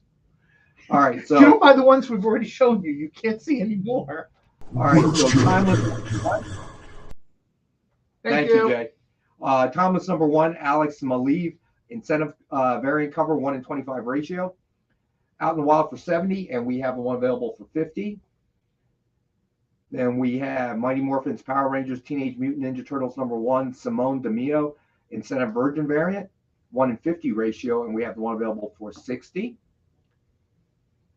Then we have Mighty Morphins Power Ranger Teenage Mutant Ninja Turtles by Eastman, and who did you say, Robbie?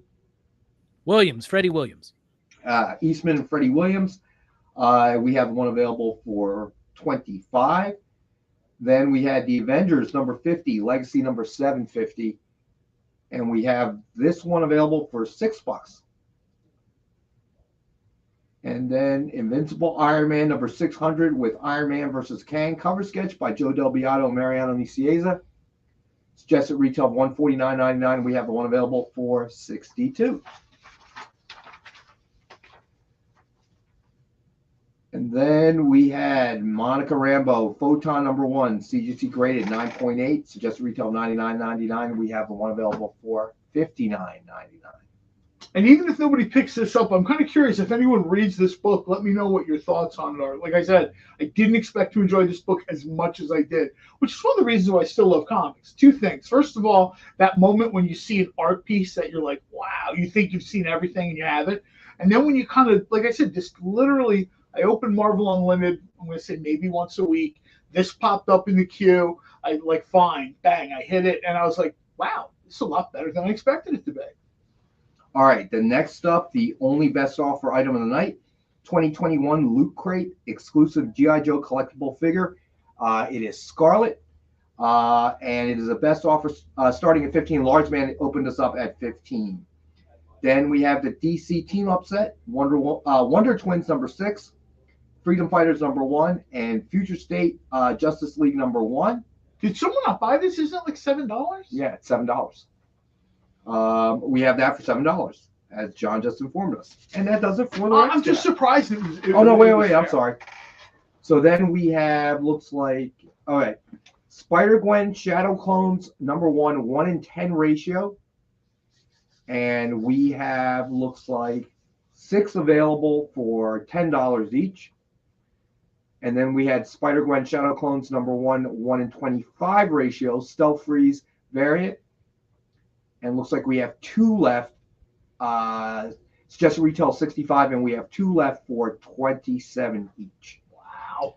And then the X-23 Deadly Regenesis number 1, 1-in-10 Basel Dua variant. And we have 4 available at $17 each. All right, Dwayne will take the DC books. You got it, buddy. So DC Team Up set.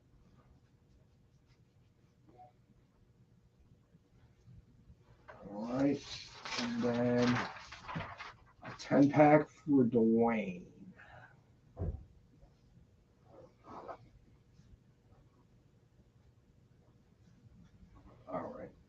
All right, I got you down, buddy.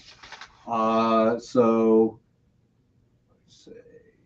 All right, cool. I think that does it, right? That completes the.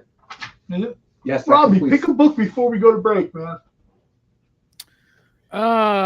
What's the Thor one up there? No, Thor, Yeah. signed in silver by Walt Simonson. Oh man. All right, number 14 of only 83 signed in silver. Suggested retail $69.99. We have the one available for $50. Man, Silver Signature Series. I just, oof. I like The that. legendary creator, Walt Simonson. Walt Simonson is so awesome. I got to meet him several times. I ate breakfast next to him at the hotel last year at Heroes Con. Got to have a couple elevator rides with him and Wheezy, which was super cool. Oh, cool. And guess who I'm meeting at? Guess who I'm meeting at MegaCon? Who? Got my ticket to meet Frank Miller, y'all. Miller. Wow, a dream cool. come true, man. I'm so excited. I get to take a picture with him and everything. I'm so pumped, man. I think I've come within like 300 yards of him on the. You want to get the hair? You want to get the haircut? That's why he's getting a haircut. No, I'm going to impress him. That's why. Yeah, totally, man. I mean, this is an event 41 years in the making. Rockin' Robbie meets Frank Miller. We're ready for it. We're ready. If you want to impress him, I would not use the terms luscious hair. Right? Oh, and when you take the picture, hold up a quick copy of Martha Washington Goes to War.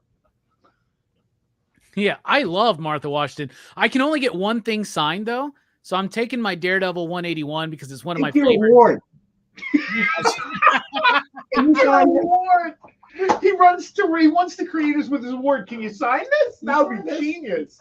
Stevie B, he likes them scrambled, it seems. So nice.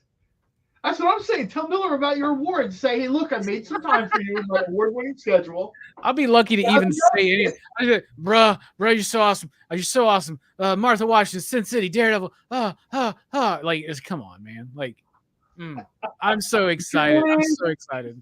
You're hitty. You know what? Frank Miller has won more awards than me. I'm just gonna say, So he's the multi-award winning Frank Miller. Yeah, but you won the big one. I am so shocked if that's the case. But Robbie won the big one. But he doesn't have luscious hair.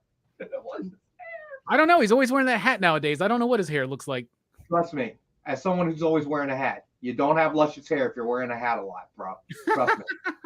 That's the rule. All right, so we're going to take our last and final break. Stay with us. We'll be back in a couple minutes. Did you know that across America there are over 2, maybe even 3 live stream producers who can't even afford Mountain Dew? Take Brian here. Brian has gone 2 weeks without a sip of Red Bull. If it goes on much longer, he may take a shower and get a real job. Situations like this are as tragic as they are preventable. Join the experience on YouTube and gain access to special emojis and members-only streams. For less than a cup of coffee, you can keep socially awkward hermit people working from their parents' basements where they belong. Scan the QR code on the screen to join. You'll be glad you did.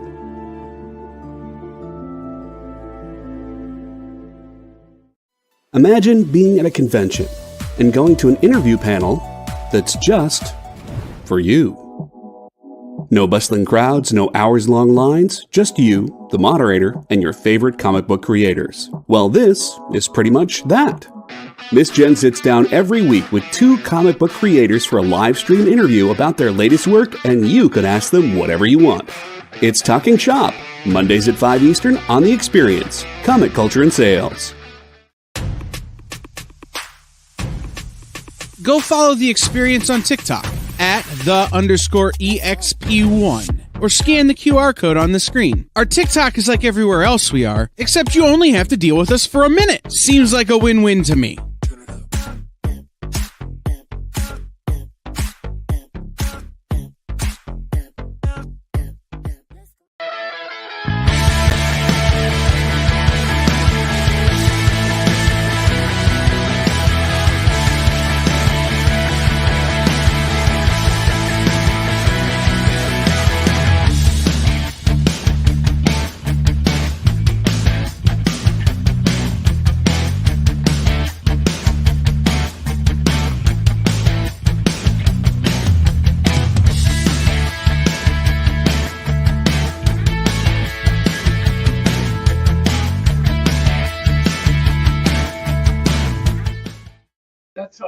gig doing the hot dogs there.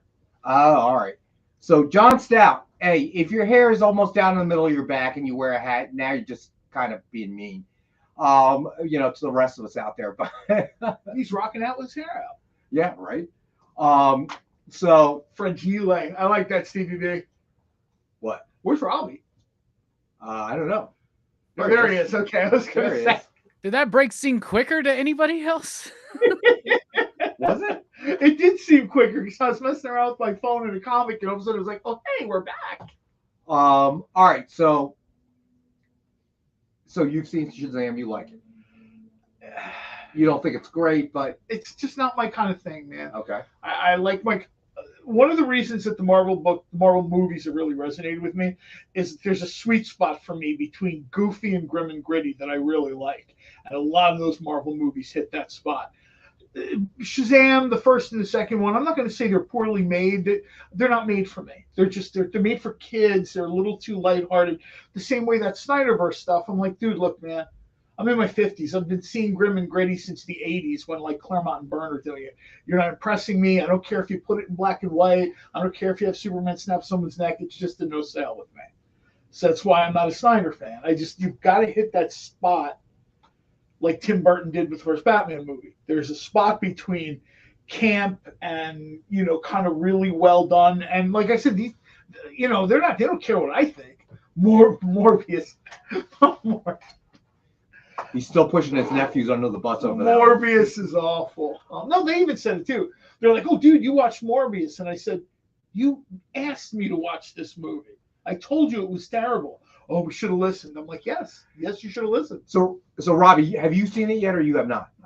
I have not seen it yet. I plan on seeing it, but now with John Wick coming out, I just need to go to a theater and pull a John and just watch 3 movies in a row and get caught up. Well, the it's not that difficult, actually. You kind of buy your tickets and you just block out the day. Now, of course, people have kids and jobs and all this other stuff, but if you can do it, like Robbie's a retailer, right? I don't know if he can just put Gone to the Movies on the comic book store and, buy money out. I don't know if that works. Okay, with that scene with the Ferrari. I don't know if you can do it, but if you can, I highly recommend. But yeah, when people see this, especially people who do these shows and streaming or whatever, if you have the time, you take a day, especially if it's like a terrible weather day, blistering hot, freezing cold. You get there early, you find a good parking spot, you go in the theater, you've got your tickets. You know what you're going to do. Your lunch is going to probably be like popcorn and Whoppers. And yeah, you probably don't need to look for a parking space because it's Wednesday. Okay. When people ask me why I go see movies when I do, I don't. I'm not going to take a seat on Saturday because that's when the normal people agree. go. No, you know what I mean. It's the same thing when I go see a 2:00 movie. No, I agree. You know what I mean. The real people go see movies at what, like 7:45 and 9 o'clock or 10 o'clock or whatever. No, I'll go see it at 2:00. I don't care. It's that pesky job thing again. It just keeps getting in the way of stuff. There's one person I always see at the movies when I'm there, and I ran into the outside. He worked, and it made sense. He works nights. I always see the same guy there. He looks at me, and we kind of just nodded at each other. And I said to him, "You retired?" He's like, "I wish." He's like, "I work nights." He's like, "One of the few things I can do in the middle of the day is go catch a movie for a couple hours." Right. And he even said, he's like, "Isn't this the second time you've seen Ant-Man?" I said, "Second." Add a 0 behind that. I didn't say that. I just said, I'm not sure. I can't recall exactly how many times I've seen 220, whatever. Like Mr. Mom, 220, 221, whatever it takes. So what do you got coming up, Robbie? Oh, tonight's great because it's March Madness, which means we're looking at the insanity of cinema. And we've been focusing a lot on Italian giallo films, right? We did Tenebrae at the beginning of March Madness, and tonight we're doing Lucio Fulci's Don't Torture a Duckling from 1972. Pretty solid movie, and I'm excited to talk about it. Nice. Cool. And most of the people in here know by now, but if you haven't, check out Pop Culture Philosophers, all the stuff on that channel. We joke around a lot about hair and Robbie's award, but I said this long before we saw his hair and he got his award. Robbie conceptualizes a lot of the stuff we just kind of touch on a little bit because we don't have the time. If you're kind of wondering, if you look at the landscape right now and you're like, what am I looking at? You know what I mean? Check in with Rob. Let him sort of, you know what I mean? Like help you out a little bit to a certain extent. And I'm not just saying this because he's with us now. People back in the day weren't sure how to feel about a certain issue, so they turn on Howard Stern, and either they'd agree or disagree or whatever. And I think in our culture, Robbie serves that sort of same purpose where I don't know, I'm not sure. There's a lot of noise. I don't know what to believe. And I think Robbie sort of cuts through a lot of that white noise and sort of, gives a clear opinion. Maybe you don't agree with it, but I think we need more of that and less of this, I need clicks, so I'm just going to put something insane out there. Well, I hate to break this to you. I think, Howard Stern, I think Robbie is way better than Howard Stern. I'm not a Howard Stern fan. I'll tell you why. He didn't win any awards? Well, no. He's won a lot of awards, I'm sure, right? True. Howard Stern, no, I'll tell you the story. Howard Stern was the morning DJ at a station called DC 101. Oh, God, this isn't going to be an Imus story, is it? Oh, if this is an Imus story, I'm going to shut off your laptop. It's not an Imus story, but this is the reason that I have a problem with it. Okay, so I listened to him. I was a fan, along with most college students at the time. He was irreverent. He played the role of, I'm here to say the uncomfortable thing. I'm here to say whatever, and a bunch of college kids, we would love that. So we would all religiously listen to DC 101. And then there was the accident. I forget, it was the Delta flight or something, very snowy. And the plane flying out of what is now Reagan Airport, but was then known as National Airport, flying through DC, clipped the 14th Street Bridge and went into the Potomac, right? So now, needless to say, it was a huge tragedy in the area, whatever. So then Howard went ahead and made a phone call while he was on air, and he called up Delta or whoever the airline was. I think it was Delta. Called them up and asked them how much a ticket to the 14th Street Bridge would cost. Okay. Now, granted, too soon, whatever. He got criticized for it. He was released from DC 101. TJ, that's right. And TJ, if you remember, if you're from that area and you remember that far back, no, Ron, that was not Don Imus. It was not. It was Howard Stern. He called up and asked how much it took, and he was promptly fired. Okay, not too long after that, like he was suspended, and a week later. And I remember because the new morning guy, who actually had a very long run in the area in that market, was the Grease Man. And he became the replacement for Howard Stern. And Howard Stern sat quiet for a little while and then moved to New York. Okay, where Don Imus was also broadcasting in New York. I think he had a syndicated show, but they were very different, the two of them. So again, not a big problem. A lot of us supported Howard Stern, freedom of speech, all that. What made me angry about Howard Stern was when many years later he made that quote unquote docudrama, whatever you want to call it, about his own life, right? He started it. Private Parts. Right, Private Parts. Every part of that movie was real. But he made no mention of why he was fired from DC 101. And that's when I was like, dude, you're just like everybody else. Okay? If you were who you portrayed you were, then you would not have them cut that out of the movie. Okay?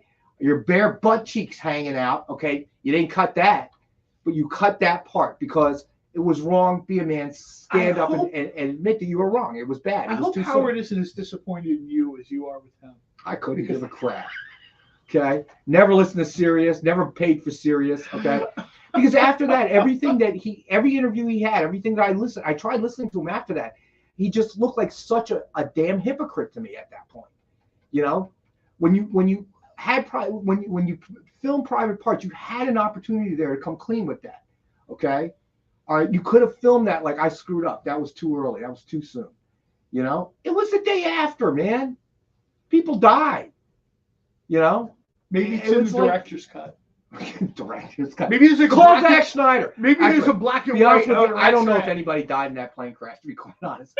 But needless to say, that was too soon. And I remember the weather, it was icy. That's why they didn't de-ice the plane well enough. You got to give me a list of triggering celebrities I compare Robbie to that won't start this the next time I try to put Robbie over. You better make sure you have enough. How much memory you have on that phone? Okay, you better have over a gig because what I I'm think it all going goes to right say, up my list will be over a gig. When you have Apple One, they just give you a huge ton of extra stuff. Everything, just talking to the phone and it'll go stream right Actually, up. my cousin had an Apple 2.0 without the screen. Oh my God! Yes, it goes. We used to play hours. We used to play. You remember there was a Star Trek game? Yeah, a computer Star Trek game, but you didn't. There was no screen or anything. It was played on a printout. Yeah. Right, and then you'd have to it would print out everything, and it was like the Enterprise printer. Right, the Enterprise was like 3 asterisks in a row. Yeah. And then the Klingons were like 3 hours in a row. It was terrible. And dude, it wasn't at the time though. At the time, it was like it was thing cutting edge ever. technology. I remember taking my BlackBerry out and watching people ooh and ah. And I had one. I actually liked. I was at a tailgate and I pulled out a BlackBerry because everything back then was email me. That's right, TJ James. And then he finally said something stupid and got himself fired as well. I remember that. He was I don't know if he ever did it as a profession, but he was a big dude. Well, not a big dude. I mean, he was he lifted. So, but Grease Man was all they had, and everybody said that after DC 101 they're done. Now they don't have Howard Stern, and this Grease Man guy came in and he did all right until he said something stupid and got himself fired. Do we have a Grease Man or Howard Stern comic as a segue? Nope. Oh man.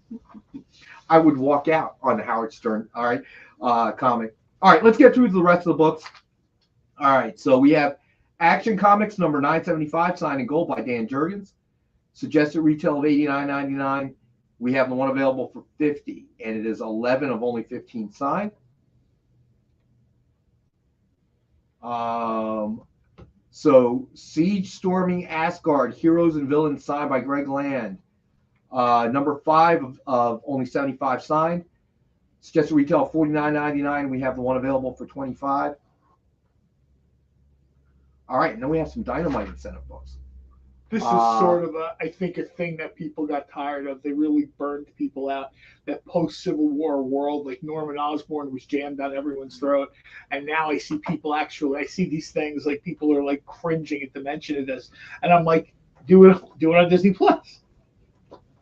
All right, so then we got Red Sonja, Hell Sonja number 4. It's Incentive Virgin art by Drew Moss. 1:15 ratio.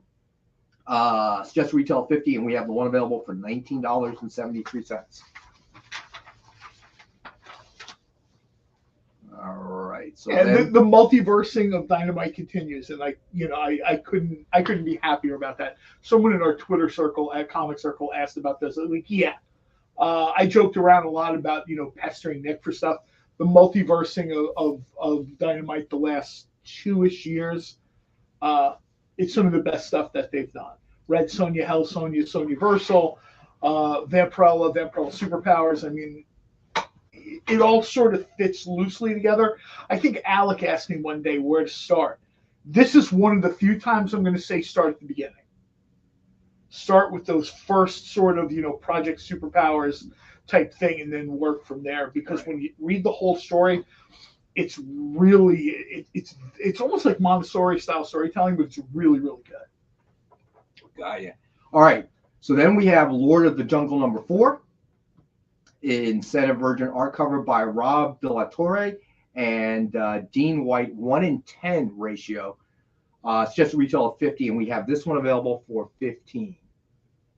And this is, I guess, Dan Jurgens, Lord of the Jungle, bringing this back.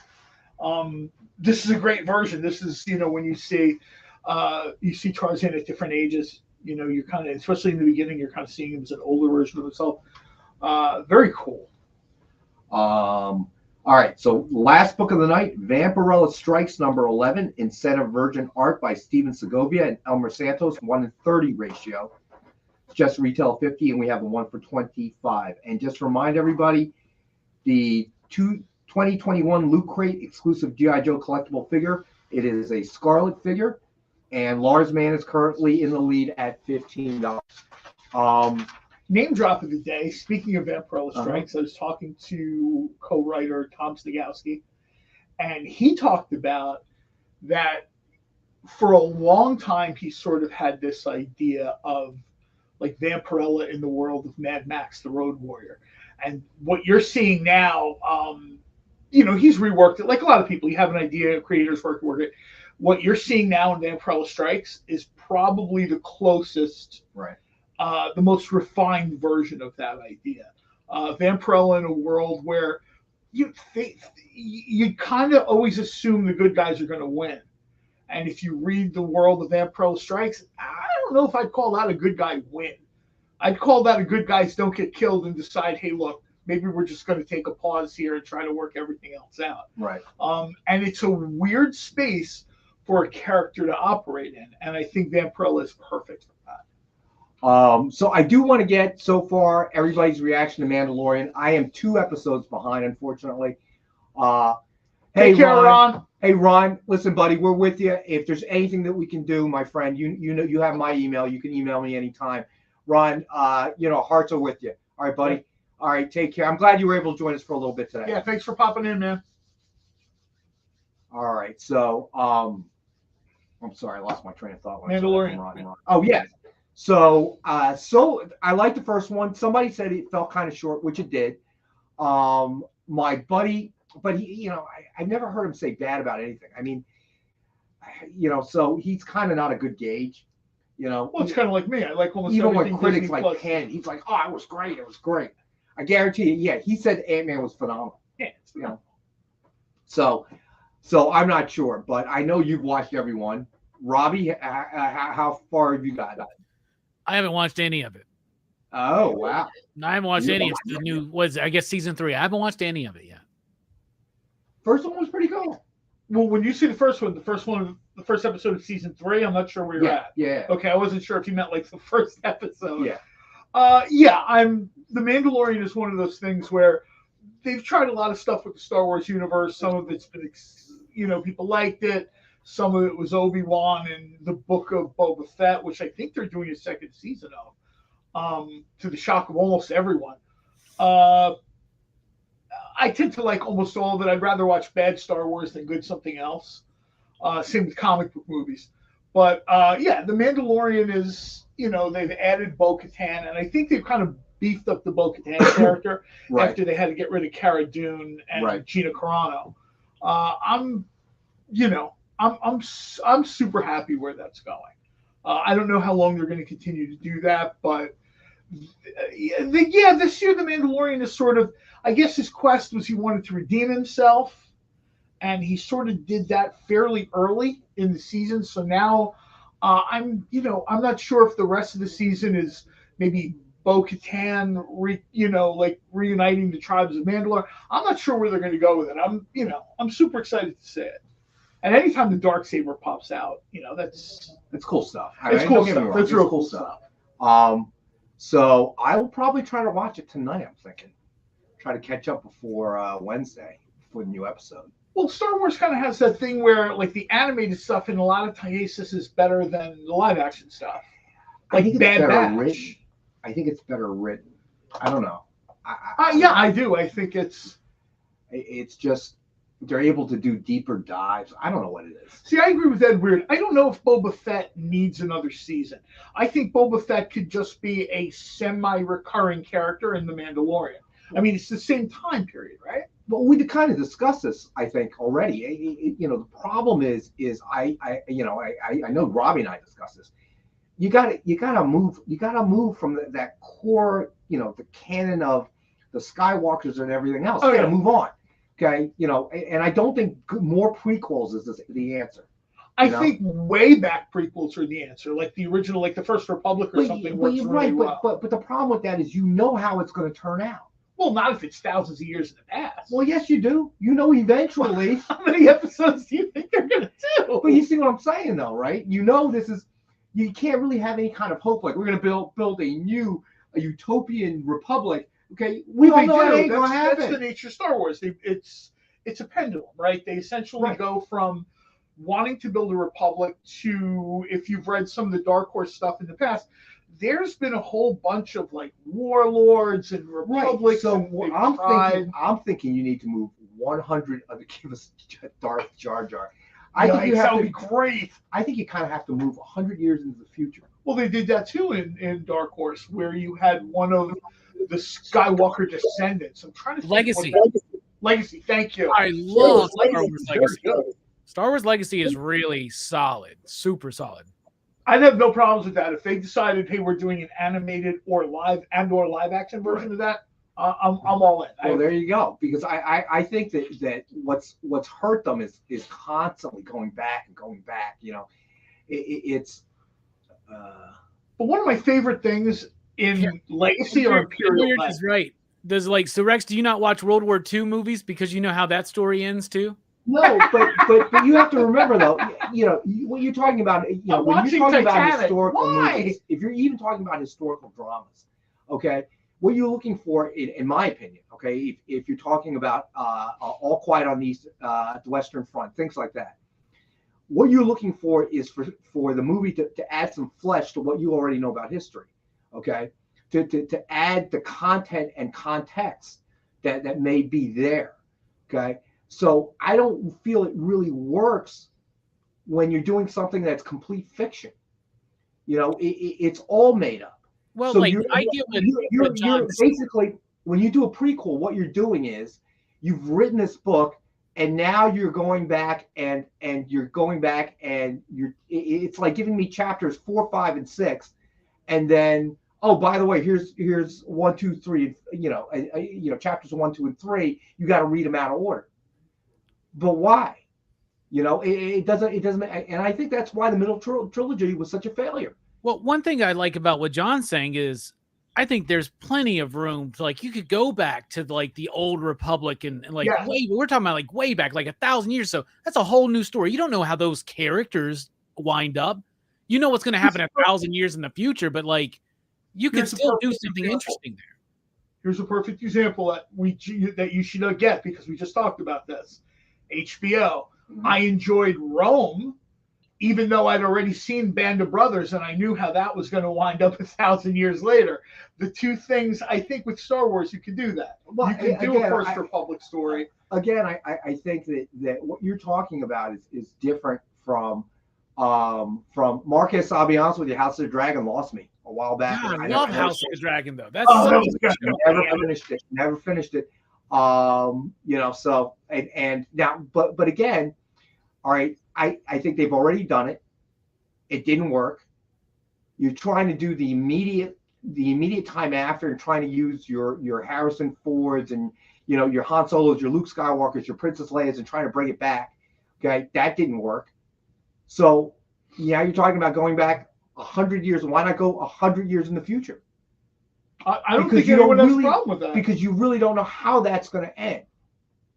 So if you go again, let's say 100, 1,000, when the old republics began, that's great. But again, we all know that whatever's happening, that you can't say at the end of Star Wars, the first trilogy, what was so successful about it is it had hope. It had hope. We can change this future. We can change our future. All right. Then you went back to explain to me what happened. Well, you know, that's great. Jedi's flashing. And for a while, those lightsabers really worked. But guess what? Rogue One is great, Edward. I love Rogue One. You know, when you get right down to it, I know all these Jedi, they're going to die. Every single one of them. I don't know how yet, but they're all going to die. Well, they're not immortal, so eventually they're going to die anyway. Thank you, John. No, I mean, I get what you're saying. I think that's almost... I think that, well, first of all, aren't they doing something from the First Republic, or am I just? They're supposed. I have not heard anything, but you may. They were supposed to do something, but I think it might have been canned or something. I'm not sure, because they've canceled a lot of their projects. I remember there was some talk about like a First Republic or something. And yeah, if they went 100 years in the future or whatever it is and did Legacy, I'd be fine with that too. Dark Horse touched on a bunch of stuff that I don't think will survive Marveling. Right. You know, there was a lot going on there. At one point, the Star Wars universe was invaded by like somebody from another galaxy or whatever, and that became like a whole. So Jay said something. Jeff Fleming, it's right there. Yeah, Jay said something. You know, I think is very relevant. Okay, remember people getting mad about Anakin after Revenge of the Sith? Like, why are you going to get mad? You know he's going to become Darth Vader. We all know this. What is there to be mad about? What, it was going to suddenly change? That's the thing that I don't like about these prequels, is you're locked into something. There is no surprise. You're locked into it. As we're watching, Anakin become worse and worse and worse, we already know what's going to happen. Is he becoming worse or is he becoming better? Depends on which side of the force you're on, but you see my point. We know how this is eventually going to end. Because when we get to that scene of Rogue One, it seems like he's gotten a lot better. Okay? One thing that we all seem to forget about with Star Wars is that Star Wars is set in the distant past, right? A long, long time ago. What if we went super far ahead in the future and we just make a Star Trek movie? That'd be cool with me. Somebody did that. I remember DeviantArt or something. It was sort of like in a galaxy a long, long time ago. And then it's almost like what they find, like the Enterprise finds Han Solo in the carbonite.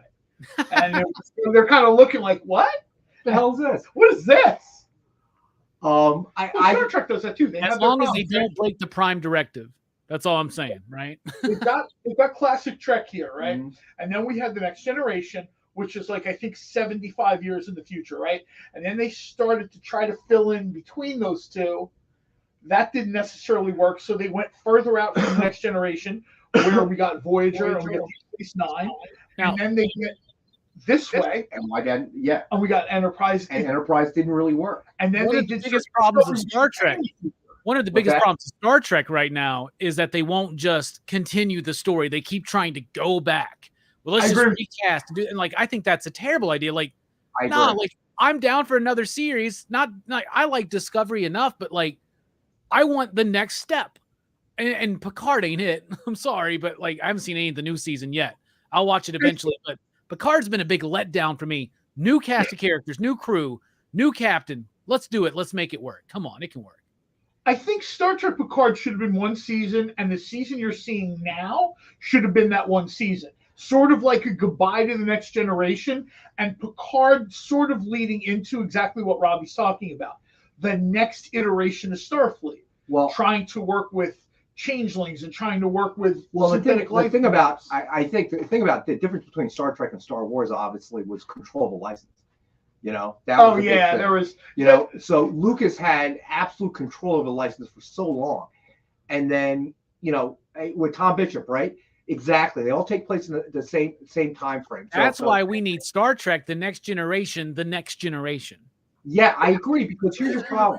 DS9, they finally figured it out towards the end, but the problem with DS9 was you changed the fundamental formula, okay?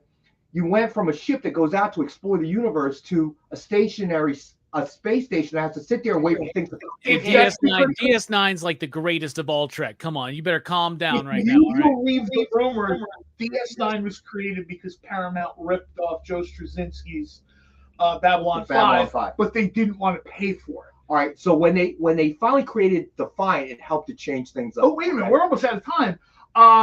Jen is off this week, and Miss Jen is next. All right, so Miss Jen is next. Robbie, thanks for joining us. Robbie's on at 9 on Pop Culture Philosophers. Yep. We'll be back Wednesday at 6 with Alec, and then, of course, I'll be on with Robbie. Thanks, everybody, for joining us. We'll be back on Wednesday. Nick will be here on Friday. Have a great night, everybody. See you guys. Join the party. Head over to our Linktree to find all the links for everywhere the experience is all the time.